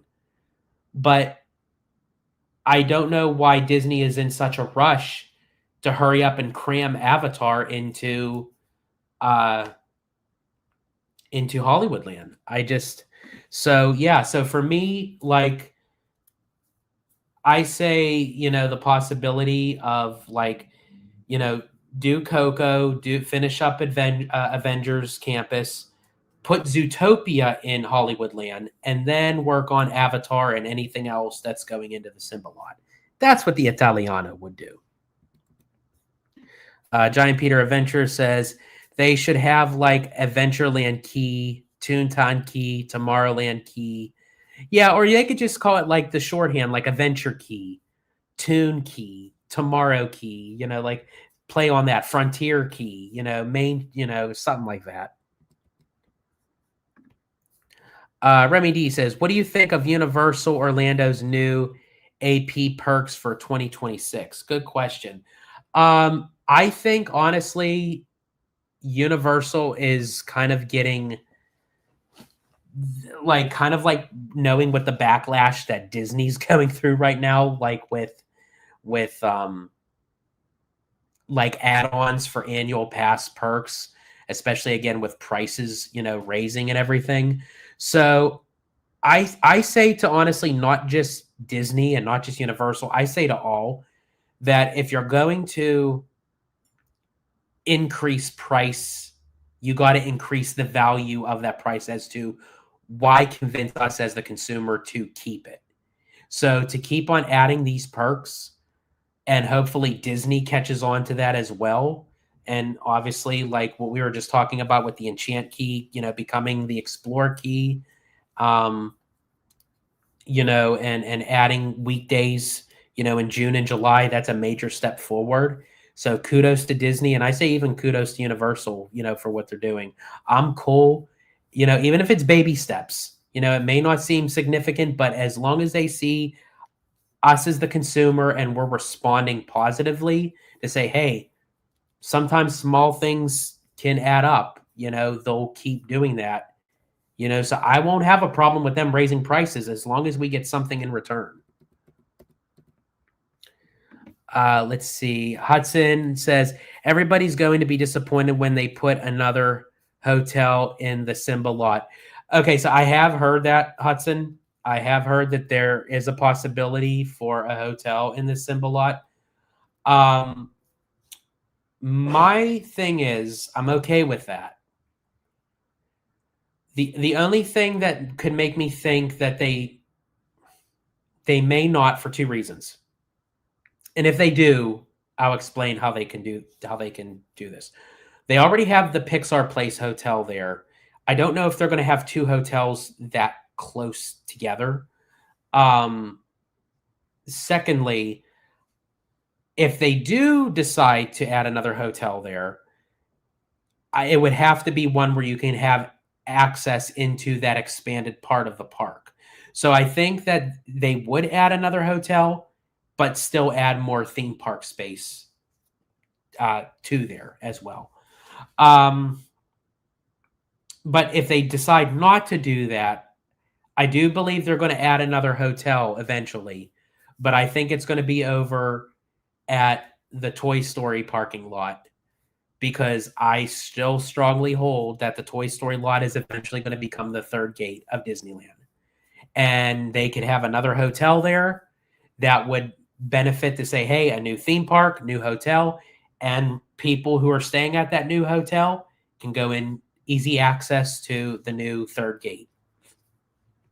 So, but yeah, I have heard, there's definitely going to be another hotel, but you have to justify a fourth hotel by adding more theme park space, which, would be for the expansions, new attractions, and also for the third gate of Disneyland. Because I feel like that's what Disneyland Forward is eventually going to lead to. That is like the head of the pimple, so to speak, is to get that third gate.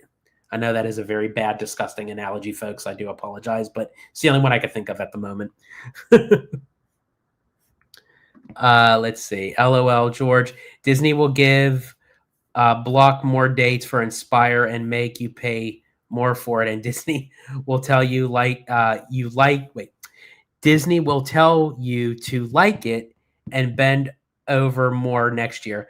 And see, and that's the problem. And I'm actually part of that problem, because as I always say, vote with your wallet. And I'm very bad at that. But here's the thing, even for people to vote for their wallet, they need a substantial amount of people to not do it. And people are willing to do it, myself included. I'm guilty of that.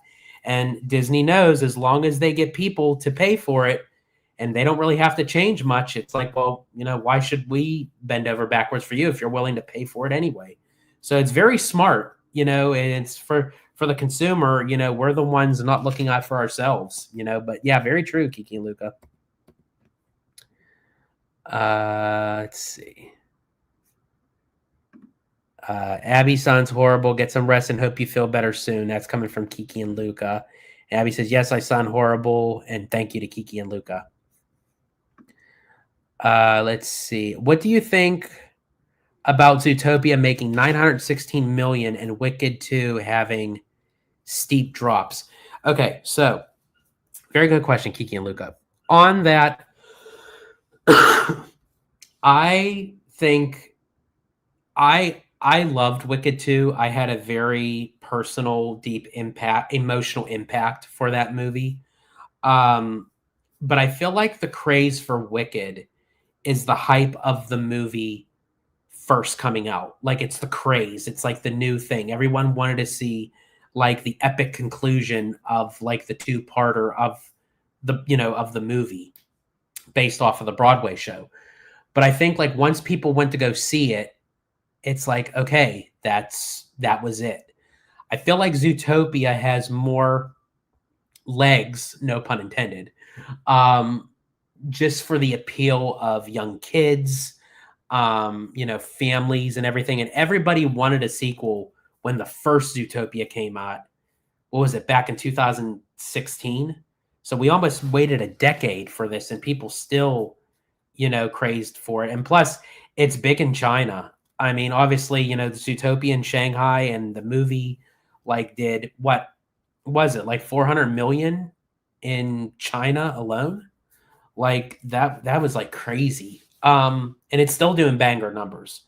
But yeah, I feel like Wicked is still phenomenal, but I feel like it was big up front, but it doesn't have like strong, like everlasting legs like Zootopia. See, Abby probably just needs some towel powell to feel better. I turn on Gabriella when I'm sick. Who are you kidding? You turn on Gabriella even if you're not sick.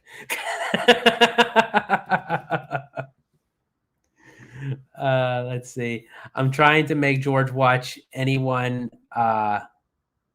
Wait. I'm trying to make George watch anyone but you with me. LOL. There's the scene of Glenn Powell without the towel. Yes, there is a scene with Glenn Powell without the towel in the movie Anyone But You, which I do want to see. I've been wanting to see that, but yeah, there's a scene in there where he bears all, and I mean, that's fine for me, but Abby gets very excited over. Jan Peter says, I watched that movie. The ex-girlfriend in that movie was hot, especially during her first scene on the beach, of course. Let's see. Hudson says, they should build a value hotel with direct park access via an overpass to compete with Harbor Boulevard's hotel proximity.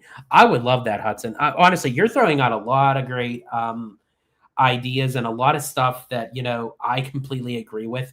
I feel like Disneyland does need a value hotel, even if it's just one.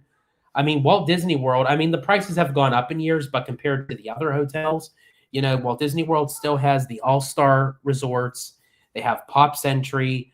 The Art of Animation's a little bit more pricey because they have like the family suites and everything. But yeah, the Disneyland Resort needs a value resort hotel. And I feel like they really could have done that with the Pixar Place Hotel. I don't know why that they didn't go that route.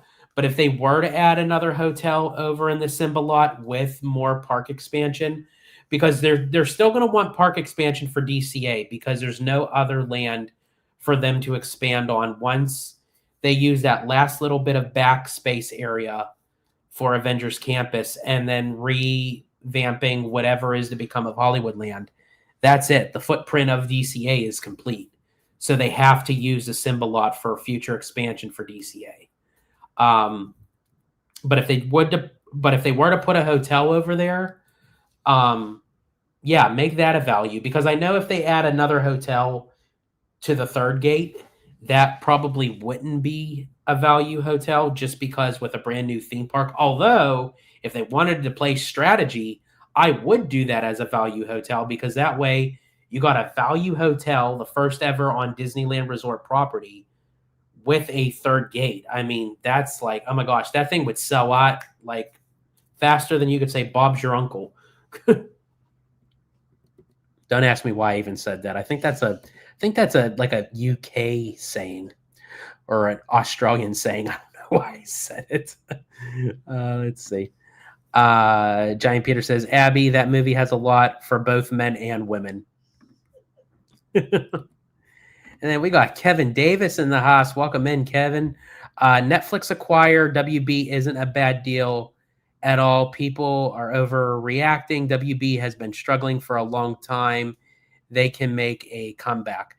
Yeah, I think in the case of WB, yeah, WB has been struggling. They need something done.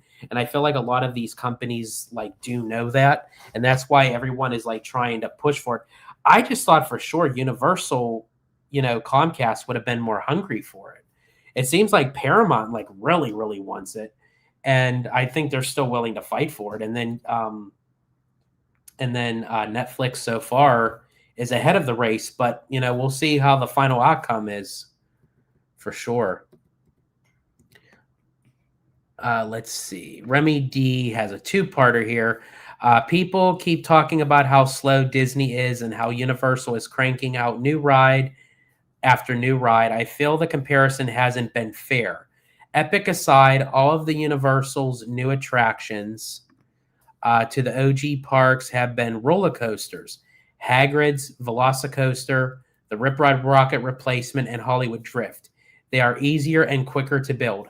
That is a very good assumption, Remy D. That is very true. If you want to compare and contrast, that is true. Universal is cranking out a lot of individual attractions. They are. But to your point, majority of them are all roller coasters. As you had mentioned, Hagrid's, Velocicoaster, whatever is to replace Rip Ride Rocket is going to be a roller coaster. Hollywood Drift out here. So it is. The return time on those attractions are very fast. Now, again, one can say, you know, why Disney took so long for Tron. I still think that was a little bit ridiculous, but I think the reason why was because it was during the time of COVID and the shutdown and trying to get third-party construction workers, you know, out on location. They had to do one project at a time, and they started on Cosmic Rewind first, and it was just like it was just a whole mess. But yeah, so I definitely agree with you with that. I feel like when you're dealing with like full-fledged, like fully immersive rides, that's where it takes time, especially if you want to do it right, you know? And I'm okay with slow and steady wins the race as long as we get a good finished product. And, you know, as far as like roller coasters, I am a thrill junkie. I love roller coasters. And I feel like that's Universal's niche, you know, that, you know, great for them. They are known to make roller coasters. But you're right. When you compare and contrast the two and say, well, Universal's moving much faster than Disney, well, here's why. Yeah, so great point, Remy D. Peter is still fixated on this ex-girlfriend here. The ex-girlfriend was in a bikini without a top. Just that says it all. Let's see. Giant Peter Adventure says, are you guys doing a 30K celebration live? Good question. Yeah, we're surpassed 30K. So, yeah, probably. And to celebrate the 30K, we'll probably, I don't know. I definitely want Abby to be part of it. We might try, well, we won't be able to do it in park. I haven't done an in-park live in a while. I think I definitely want to do a live in park. But unfortunately, it's probably going to have to be after the holidays because our next park reservation is next week. We only have one. And I have to get some more footage done before the holidays are over. And then for a few more videos to get out to you guys. And then we're blocked out, you know, so up until the new year, then we'll go back. Oh, well, we are going back for the very last day before we're blocked out, which is before Christmas. But we're also playing host that day.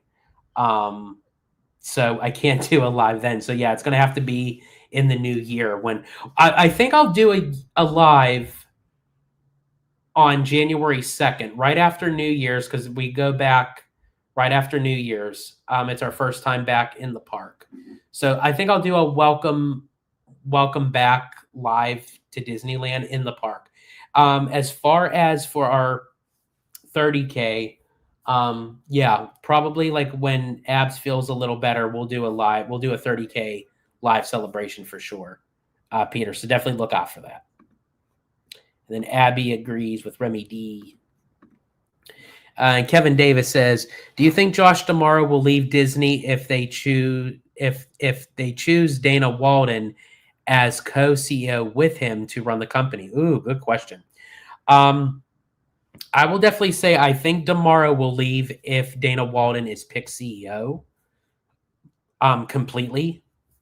I don't think he'll stick around because he wants that. He's aiming for that job. Which, honestly, I think the title is going to be his. I don't know why. I just feel like it's aimed towards him. But they may do a compromise and they say, hey, business with a creative. Do you guys agree to co-do it like how Eisner and Wells did it and Walton Roy did it? He may be okay with that. So we'll have to wait and see on that one. I think they'll make that announcement during the shareholder meeting. that like the announcement. So the next shareholder meeting, I feel like that's going to be the big one when they're going to release who is going to be the next CEO for sure. Let's see. I'm going to do my 500K views on a short / 1 million views on YouTube celebration on my cruise later this month. Awesome. Congrats to you, Peter Parker. No, Peter Adventure. Let's see. Does Walden leave if tomorrow, most definitely another Italiano, becomes CEO? I don't know. I think honestly, Demaro would leave if Walden got in. I don't know if Walden would leave if Demaro got in. I don't know. She seems more content that she's okay with what she's doing or where she's at. I feel like because Demaro's more hungry for it. So I feel like at this point she doesn't really care if she gets it or not. Like she's still trying, but I feel like I don't even know what her voice sounds like, to be honest with you. Like I haven't even heard her speak. It's crazy. But I also wanted to bring up another topic, which is actually the thumbnail of this whole live, which I didn't get to talk about yet, is the animation Courtyard area down at Disney's Hollywood Studios. That they are, they added new like concept art of what it's going to look like inside, because they said that it was going to be,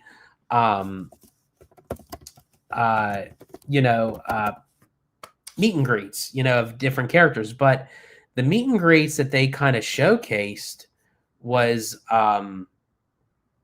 very interesting, that they're doing kind of like the steps of what it takes to make an animated feature. So like the concept art that they showed, I'm trying to get to it so I could show you guys, is they show Rapunzel, from Tangled. Here we go. So this is coming from WDW News today. 6 new character meet and greets coming to Disney's Hollywood Studios in Off the Page. So just like out here, we have an Off the Page store. They're calling Off the Page down there, but it's going to be different. So as you can see in this concept art, it's a child going to meet Rapunzel, but surrounding her is a step in animation of the multiplane camera. So you can kind of see the trees are multi-dimensional moving into the scene. That's what they did. So each character is going to have like a part of animation process. So I think that's really cool to pay tribute to like classic animation back in Walt's time, which also, by the way, 2 days ago was Walt Disney's birthday, December 5th, 1901. We were in the park, so I do mention his birthday in an upcoming video that we'll be releasing soon. So to pay tribute to, the Disney animation that we all grew up with, that we all fell in love with, that they pay tribute to different steps of the animation with the meet and greets. Now, they mentioned a few of the meet and greets, but they said there was a couple like surprise characters. So I think they made an announcement that Mulan is going to be one of them, which is very fitting because Mulan actually, the animated film, was majorly animated down there in Florida. So that's, very fitting. And then also too, Bluey and Bingo are going to be coming to the Disney parks. And also, I do believe the Disney Cruise Line. They're going to have Bluey and Bingo meet at Animal Kingdom, which was surprising to me because I thought it was going to be Hollywood Studios, with the Disney Junior area and the Animation Courtyard. And they still might have them there, but Disney officially announced that it's going to be Animal Kingdom. And then out here at Disneyland, they're going to do kind of like a a Bluey stage show at the Fantasyland Theater. So I'm kind of glad that they're going to do something with the Fantasyland Theater. I honestly say take it down and add more Fantasyland expansion, but I think also too the location is a very bad area that you can even do anything. So if it has to stay in the Fantasyland Theater, at least it's being utilized for something. And Bluey's a hot take right now. The kids love Bluey, so I think that's really cool. Let's see. We got some familiar faces in here that I haven't seen in a while. Welcome back. We got Mr. Mark McHugh in the house and Lene Ward. Welcome in. I haven't seen you guys probably since probably the 70th when I did the 70th lives at Disneyland. So so glad to see you guys. Welcome in. Let's see here. I am excited for Animation Courtyard. I never went to Launch Bay at Hollywood Studios next to Mickey. I mean Chinese Theater.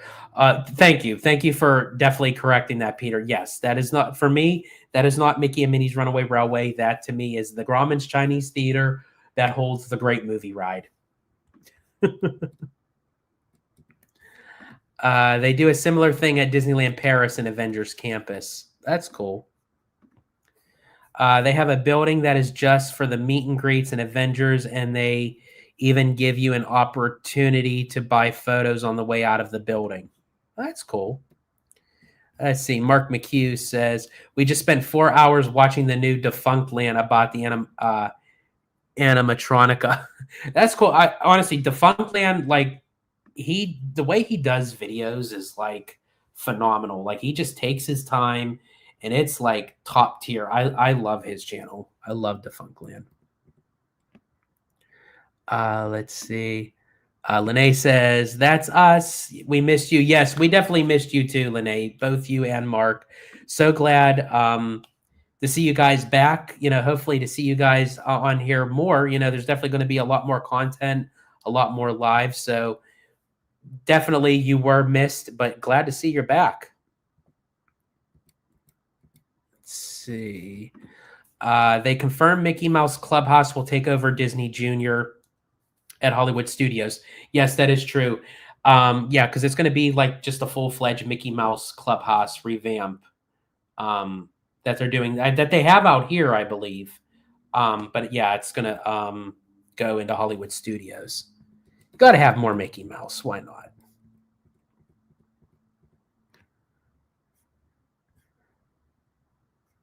Let's see. Yeah, that's right. Yeah, because you guys were in the process of moving, but glad to see that you guys are finally moved in and all settled in. That's great.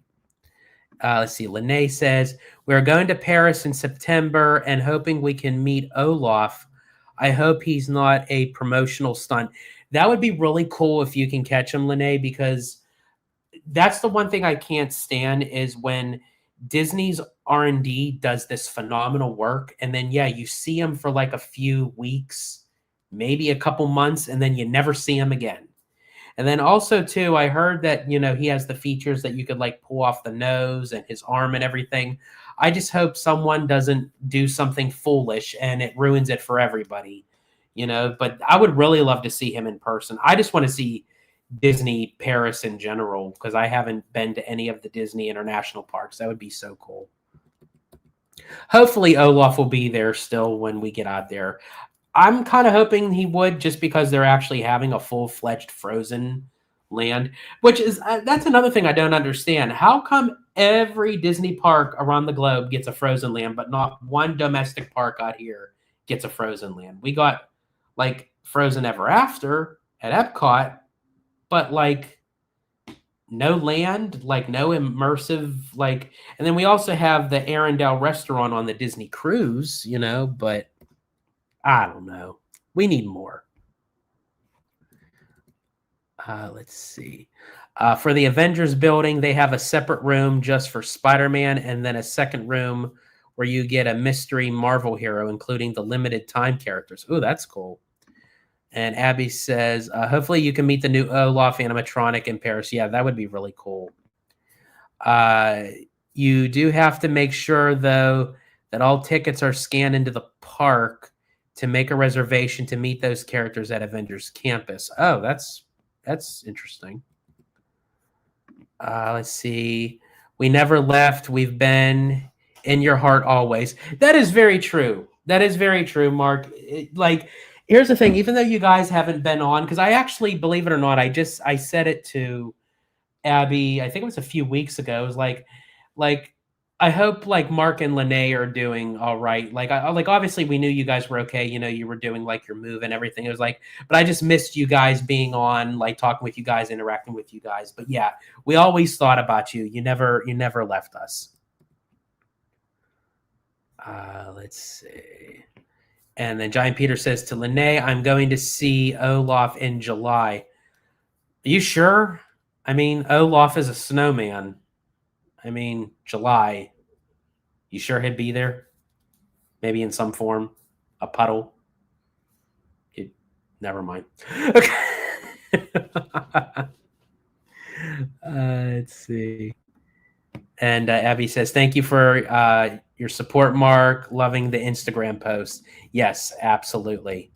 So you guys are always there. Let's see. Come in September. I wish we can go in September. Like that would be awesome.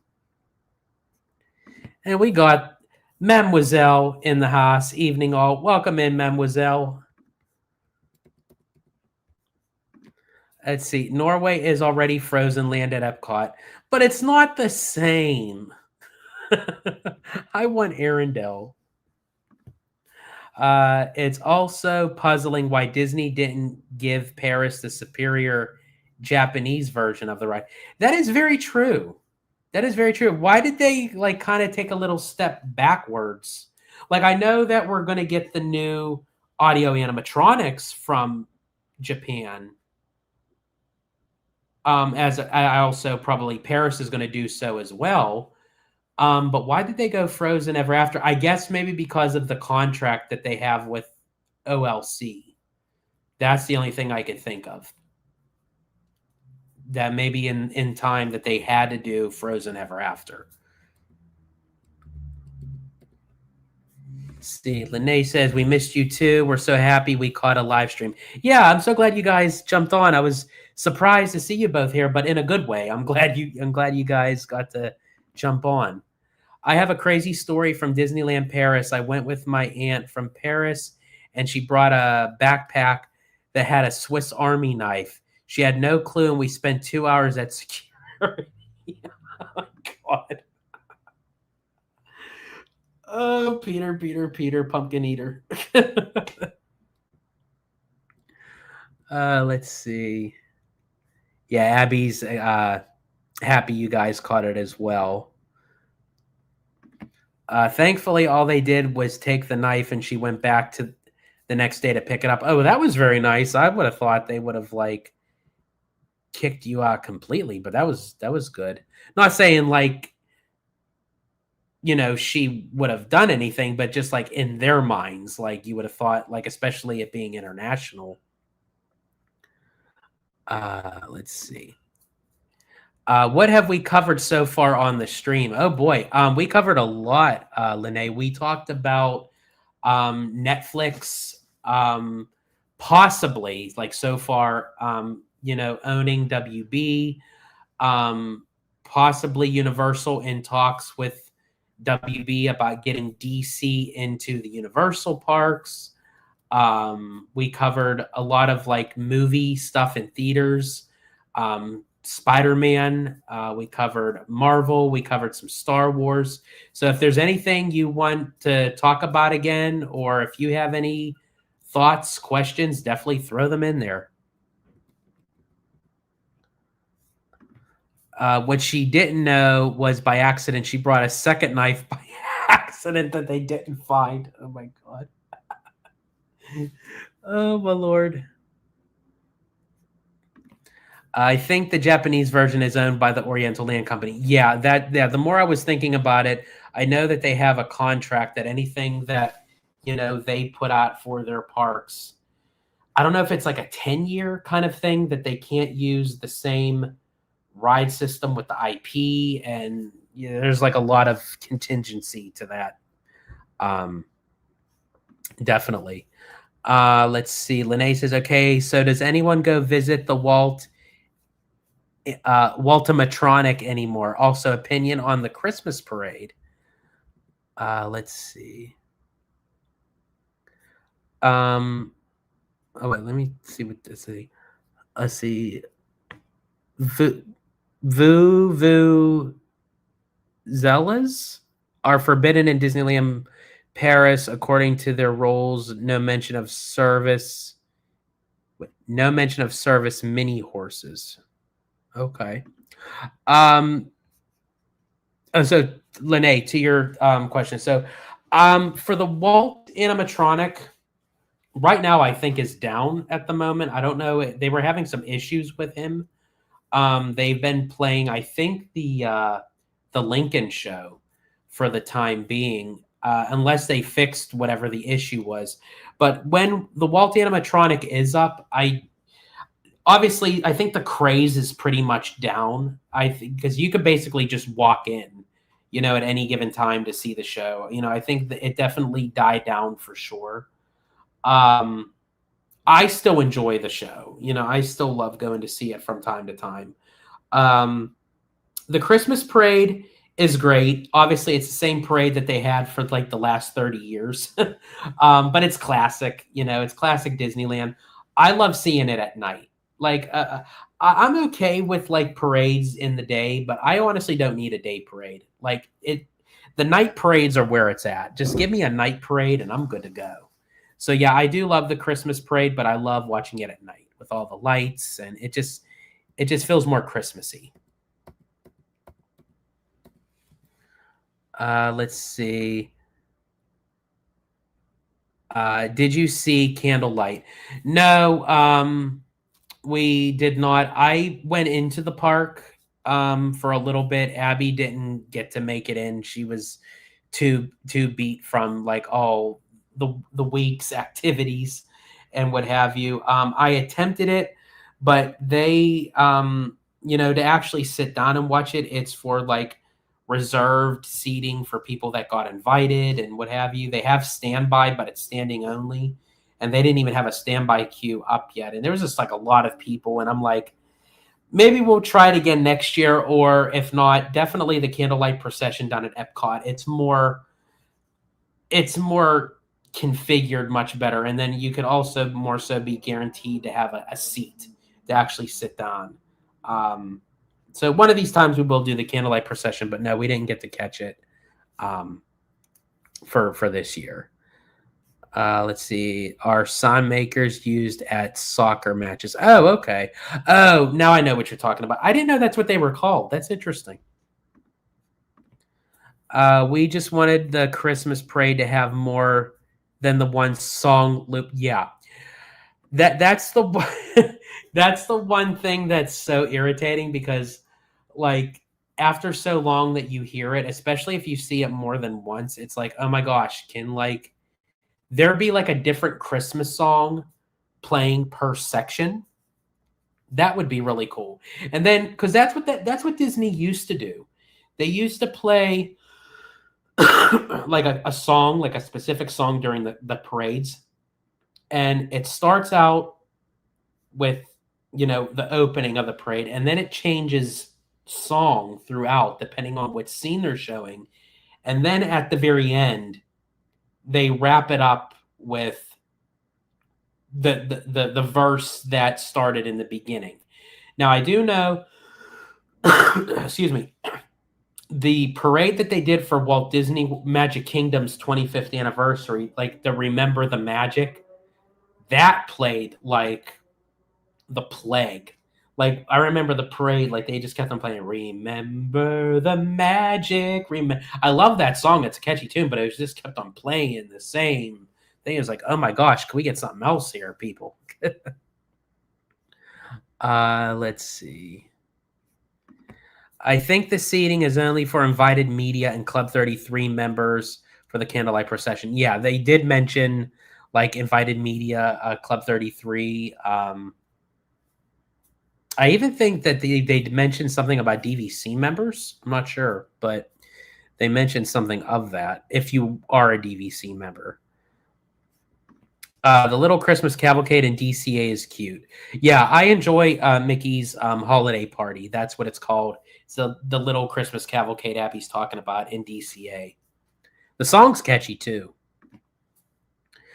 Going to Disneyland Paris with my aunt was cool though, to see the park from a newbie's perspective. Absolutely. I love your little side stories, Peter, like of how like there's always some sort of production that like goes through with something. And he says, I didn't know that's what they were called either until I read the rules and regulations for Disneyland Paris. Googled it because it was so specific, much like how it states mini horses are allowed in Disneyland. That's interesting. Candlelight procession is pretty cool, but I'd prefer something a little more lively. Okay. I think for me, just because I never seen it in person before at either Disneyland or Walt Disney World, it's something I do want to mark it off my my bucket list for sure.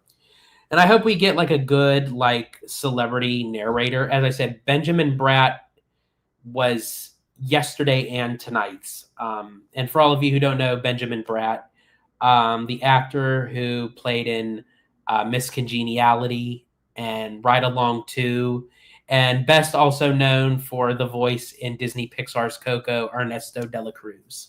So, yeah, so he was the celebrity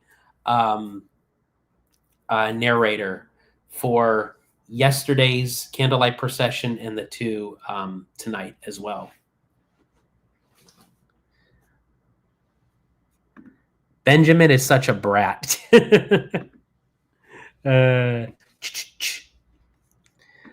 See, everyone thought it was Pedro Pascal at first, I think. Yeah, I think honestly, I bet you a lot of people would want Pedro Pascal. Like, he's in everything now. Al Macho, dude, was funny in Despicable Me. Oh, that's right. I forgot he did a voice in Despicable Me as well. So he plays for both sides. He plays for Disney and like DreamWorks and Universal and all that. I see how he does. Oh, good gravy. So how was everyone's, I think I asked everyone this, but like I think I'll ask again because I haven't done like a live. And how was everyone's Thanksgiving, holidays going so far? Christmas is almost upon us. Is everyone done with the opening of the not the opening, excuse me, the buying of the gifts, or you guys didn't even start yet?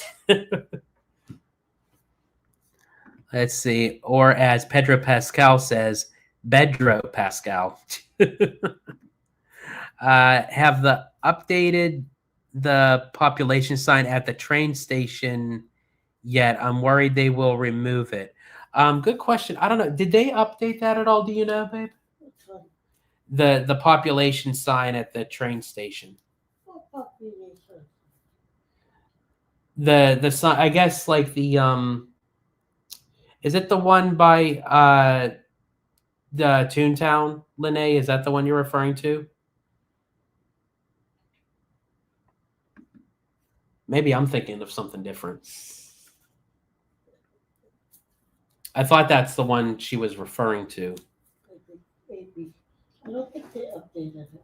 Let's see. We are having a great Christmas season. I finished Christmas shopping and have everything wrapped. We are seeing some Christmas concert and plays coming up. Well, that's good. Hey, you know what? You're pretty much done. Like you're like now we can actually enjoy, the holiday. And I think that's the best route to go. I feel like, sometimes even me, I'm guilty of it. Like you do things last minute and then it's like, oh my gosh, like I'm just ready for the holidays to be over. See, I did get to bring home my Costco Christmas cookies, not from Conductor. Oh, I was going to ask that. Okay. From my secret storage place, I got the Honolulu cookies and the new okay, I'm not even going to try to pronounce that. Tins. What? Yes, I know. I can't, for some reason, I can't pronounce it. It doesn't roll off my tongue that well. But Lene, is that what you were referring to? Was it the Toontown, like the population sign that's like below where the train goes, like cross the bridge, before you enter Toontown? Have I had the Honolulu cookies? Yes. Okay. I don't remember, but okay. They look like pineapple. Oh, okay. I've no macadamia nuts in them. Oh, okay. Yeah, I've tried so many different things. Which, speaking of which, we are going to do a little video. Abby and I are going to do a video. We bought some goodies at Knott's Mary Farm yesterday, and so we're going to do a little video to try some of the stuff. So you guys will have to definitely look out for that video for sure. Let's see. Mark McHugh says, by the train station. There's one at the Main Street train station. Population sign was last updated in 2013 to 650 million. Oh, I don't know. I don't recall seeing it. I'll have to go look for that. They have Honolulu Cookie Company at Costco. Oh, she's asking. They have a Honolulu Cookie Company at Costco. Do they sell those in California Costco? We were in Maui last week and bought them at. Oh, okay. That makes sense. And Mademoiselle's asking, so only Costco in Hawaii. I got the cookie tins for close people, Peter says. Just the bigger bags of one flavor. Not sounds like a vibe. I'm intrigued by that bottle house. I want to stick my, I guess I'm assuming fingers. Yeah, fingers in the openings. I bought those at the Costco in Burbank.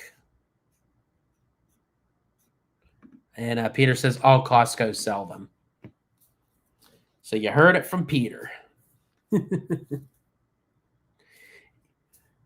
So I'm glad everything is going well with everybody, and it was nice doing this live. I mean, as I said, I really didn't have anything going on too much.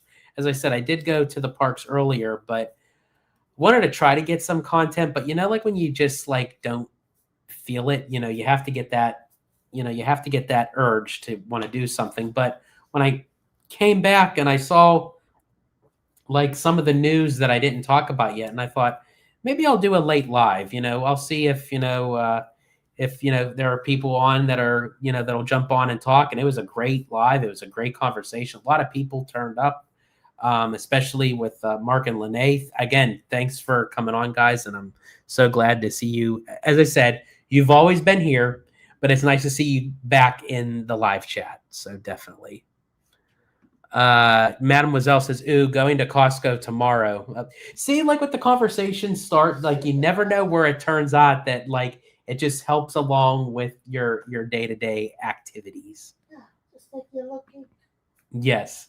Mark McHugh says, when are you live next? So yeah, I was thinking about that, Mark. I did mention it a little earlier. I was thinking of Abby and I, we just we hit 30,000 subscribers. So we'll probably do a 30,000 celebration live. It'll probably be when we get back home, which should be in a few days. Or who knows, maybe I think I have a couple down days actually before we go home. I might do a live or so maybe in the next day or so, just to do a live. We'll jump on and we'll have a discussion. So maybe possibly, I can't promise anything. I might try for tomorrow. I know Tuesday we're busy with a lot of stuff, but if we're back enough and it may be like a late live, maybe I'll try to shoot for one. We'll see. But yeah, it's been going great. So definitely keep an eye out, because I might just randomly pop in a live in there. So definitely look out for it for sure. Yeah, Lene, we're moving and grooving. Like the channel's booming, and it's been doing great. So again, thanks for your guys' support. From the start of with Hollow Gelato and everything, we greatly appreciate it. The Honolulu cookies are in the same section as Christmas cookies. Mark says, congrats on 30K. Let's see. Where am I? Yes, I'll get those. Let's see. I have to go to Costco to buy Christmas gifts for my son's teacher. My son said, don't buy chocolate. He said his teachers are old and don't eat chocolate. That's funny. I did get some gift cards, but it was tough, especially because I always get a gift from my uncle, but unfortunately he passed away early this year. Sorry about that, Peter. That's always tough. See, this is lovely. It was perfect timing. I was stuttering from excitement trying to tell Mark. That's awesome. That's awesome, Lene. Let's see. Lene says notifications are on. Sweet. Oh, and Lene says, can we ask a weird question about Club 33 then? Absolutely. Definitely ask away. Let's see. Peter says the channel is moving and George is grooving. Always. Yes, that is true. So yeah, when we say moving and grooving, yeah, I'm the one that's grooving. Let's see. Yes, I know. You guys still need the dance videos. I will be working on that. There's a lot of issues with the music because for some reason, like, it's not even just not monetizing, it's like blocking it globally. So I have to try to figure out a way of how to do the full thing without, getting it blocked. Let's see. Those teachers absolutely eat chocolate. And then Abby says, yes, we need the dance video. Get the teachers apples. Oh, that's funny. Sea candies used to have the apple boxes filled with chocolates. That's funny. Let's see. My notifications were set to personalized for some reason. No wonder we weren't able to catch you live. No clue how that happened, but it's fixed now. Hey, well, at least it's fixed now, because here's the thing. You would have never known. So at least it's all fixed now. So yeah, you'll get the notifications anytime when I'm going to go live. And as I said, I'm going to try to see if I can do another live tomorrow, just because. It'll be a just because live, just to jump on with you guys, have a good conversation, talk. We could talk about anything. It could be the theme parks. It could be studio. It could be, why teachers don't like chocolates. It could be about anything. But Lene, you said you had a question about Club 33. Let's see. Kiki and Luca says, I pay for YouTube Premium and I never get notifications even when it's set. That's interesting. So I wonder why they even have the notifications if it doesn't. What's funny too, because I even get notifications at time. I get notifications when, like, the live starts, like for some reason, or like 30 minutes before the live starts. So for some reason, that's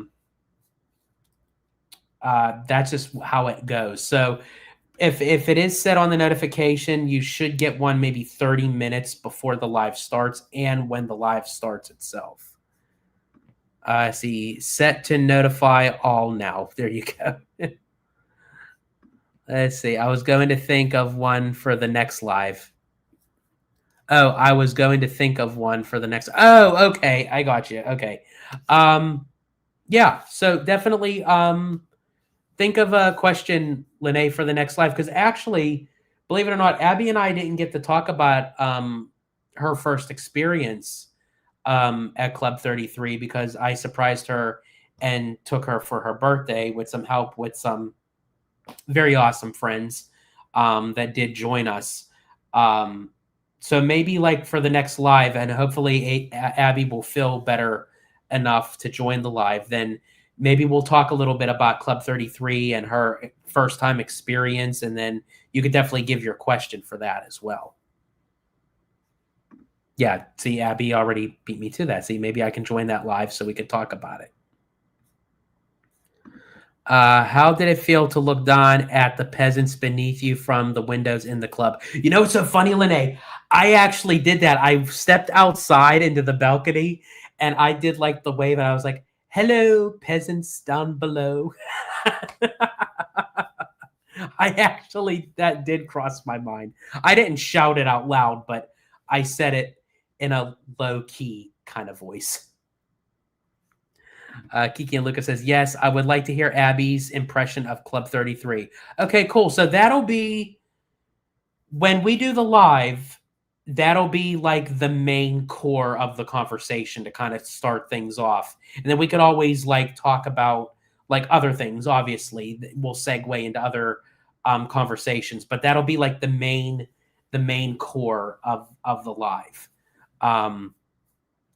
For sure. So cool. So if that's the conversation you guys want to kick off with, we'll definitely do that. Abby says maybe tomorrow. Maybe she'll feel better. So if we can get in the live tomorrow, that'll be it. So again, folks, I know a lot of you said that the notifications aren't working. Hopefully they will. But I will say probably maybe around the same time as the live started, maybe a little bit earlier. So keep an eye out for the live. And plus, what I'll do is once we see like how everything goes, how she feels, I'll set up the live early enough so you guys can maybe see it post on the channel. But it should be around, I'd say between maybe 5 p.m. to 7 p.m. Pacific time.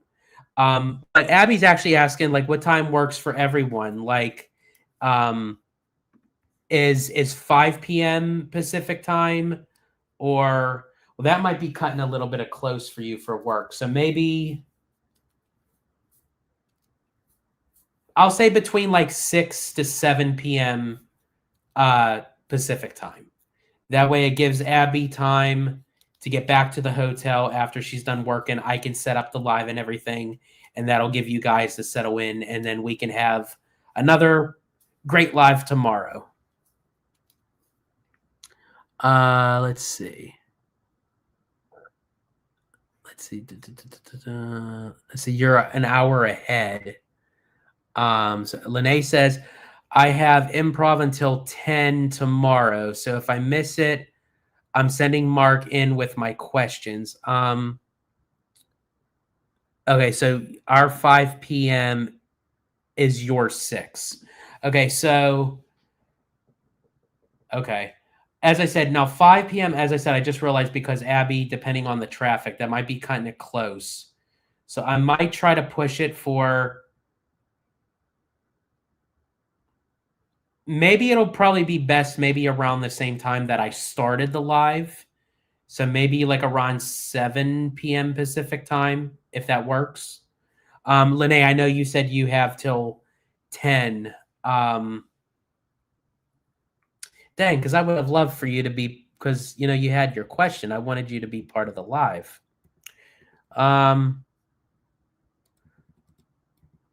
Let's see. Kiki and Lucas says, I took a bunch of napkins from the Club 33 bathroom as a souvenir.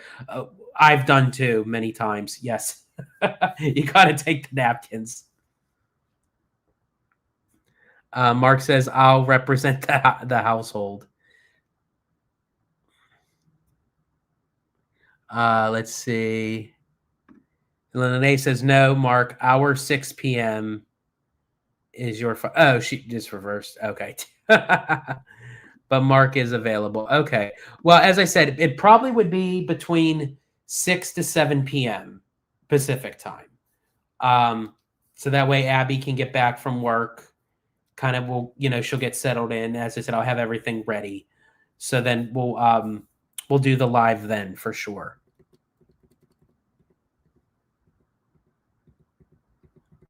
Let's see. And then Lene said, I want to know about what the bathrooms are like. I will say this, Lene. Some of the best bathrooms ever. Like my favorite bathrooms on Disneyland property, like as far as like for just like regular guests, is at the Grand Californian. But if you had the opportunity to go into Club 33 bathrooms, they're like spick and span.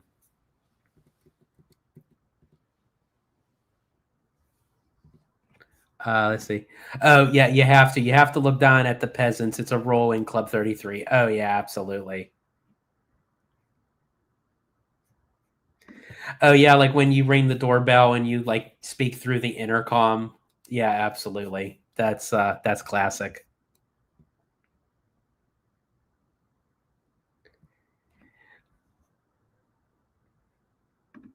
Let's see. Yeah, that would be fun. Yeah, absolutely. And who knows, Lene, as I said, even this live is like going on 2.5 hours. So I mean, who knows? Maybe the live will run like long enough by the time you get home, and I wouldn't mind like giving you the rundown too, like after we have the conversation if you're able to make it. Now, again, I don't know if the live will run that long, but you never know. Lives are like very random. Like sometimes I can do like a 50-minute live.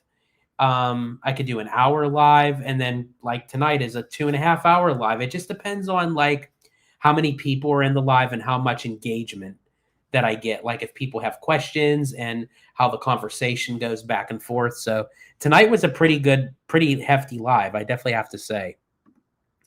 Is the toilet paper 5-ply? That's a good question. I actually don't know because I never needed to use the toilet paper in the Club 33 restroom. That's interesting. Is it 5-ply? But the paper towels, like when you dry your hands, like it has like the 33 logo on it and everything, and they're pretty sturdy. Like that's why, like, yeah, you grab like a few for souvenirs. You just have to. And they also give like little mouthwash, little complimentary mouthwash in the restrooms as well. That's really cool. These are the type of hard-hitting inquiries you can expect from me. Absolutely. Nothing wrong with that. I can rewatch the live if I need to. Okay, cool. And also, too, Lene, if you have any extra additional questions after the live, put it in the comments because Abby and I always respond to comments even after a live is over. So we'll definitely answer any extra questions that you may have for that. But yeah, so in any case, that was honestly, it was a great live, guys. Honestly, I appreciate each and every one of you. Great conversation, great interaction, great questions from everybody. Again, Mark and Lene, it's great to have you back in the live chat. But as Mark had mentioned, yeah, you guys never left us because we always think about you guys. You guys are huge supporters of us, and we greatly appreciate you. And then, of course, Kiki and Luca. Oh, yeah, see Kiki and Luca. Great show. Thank you so much. Yeah, to Kiki and Luca, Giant Peter, Adventure, my babe, Abby, of course. She wasn't able to join, but she did join in on the conversation and everything. Let's see. Who else? Mademoiselle. Always a pleasure having you in the chat as well. Sorry, I'm just scrolling up so I can, because we had the time. So I thought Remy D, Hudson, welcome in and thank you for all your comments, your opinions, your questions. That was really cool. Kevin Davis. Yeah, Hudson Thomas. Yeah, absolutely. Yeah, thanks, Hudson, for joining. Let's see who else. I don't want to miss anybody. And as I said, I have the time that I could scroll up.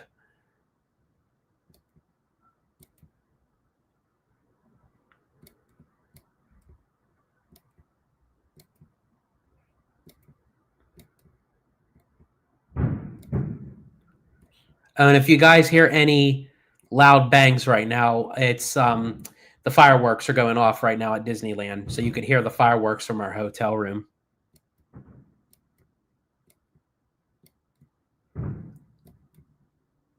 Do you guys hear them in the background? We got Kev on the go. Kev, always a pleasure. The one and only Mr. Theme Park Conductor. And also, of course, the first person that entered the chat, but unfortunately he couldn't stay because it was late over in his area, Mr. Jacob Weller.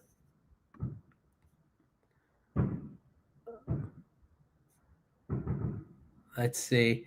So before I end it, I'm just curious, do you guys hear the fireworks in the background? I'm just curious if you guys can hear it. I'm not sure. But yeah, we could hear it from our hotel room. But yeah, in any case, Kiki and Lucas says, great show. See you guys next time. Mark McHugh says, we will try to make it by more lives. Absolutely. Hope you guys feel better. Thank you so much, Lene. Love you guys. See you next time. She continues. And then Abby says, love you guys. Absolutely. We love you guys too. Greatly appreciate all your support and everything. And yeah, again, it was a great live and can't wait to do it again soon. Hopefully we'll be able to do the live tomorrow. If all is well. If we cannot do it tomorrow, we will do it sometime this week, and we will have the Club 33 discussion with Abby. But as I said, we'll shoot for tomorrow. So as of right now, that's what it's looking like. And Mark McHugh says, very distantly, we can hear them. Okay, cool. I was just curious. I hope we aren't hearing gunshots on our end, Mark. Oh my God, that shouldn't be funny, but that, oh my God. God almighty. No, I want you guys to be safe. Stay safe. I hope that's not the case. As I said, that's not funny, but it's Lene, it's just how you said it. That's classic. Oh my gosh. I was joking. That was dark. You know what? It's dark, but you know what, Lene? That's my personality. I love edgy, funny jokes. You know, that I completely got it. Like that was perfect. That was perfect. Yeah, you were joking. Yeah. That was great though. Honestly, that was great. As I said, you don't have to worry about me and everything. I have thick skin. I'm very sarcastic. I love like all those kind of jokes. Like I can't wait for White Chicks 2. I can't wait for Scary Movie 6. I'm a huge fan of the Wayans brothers. Like their boundaries have like no limits. And that's the kind of comedy that I love. So yeah, June 12th of next year, also Scary Movie 6. Can't wait for it. And then also they're in the works for White Chicks 2. So like, I can't wait for it. But in any case, yeah, so Mademoiselle says, good night, everyone. And Abby says, good night to Mademoiselle. And also everybody, again, thank you, everyone in the chat. We greatly appreciate you. Love it, each and every one of you. And again, thanks for the support. And oh, yeah, so that's why we love you guys. Hilarious. Thank you so much, Lene. We greatly appreciate you. And yeah, that is a wrap, folks. Again, we appreciate each and every one of you. Abby says thank you to everyone. And I'm George, the Disney Italiano. And as I always say in Disney Italiano fashion, stay safe, stay healthy, stay Disney. Italiano out.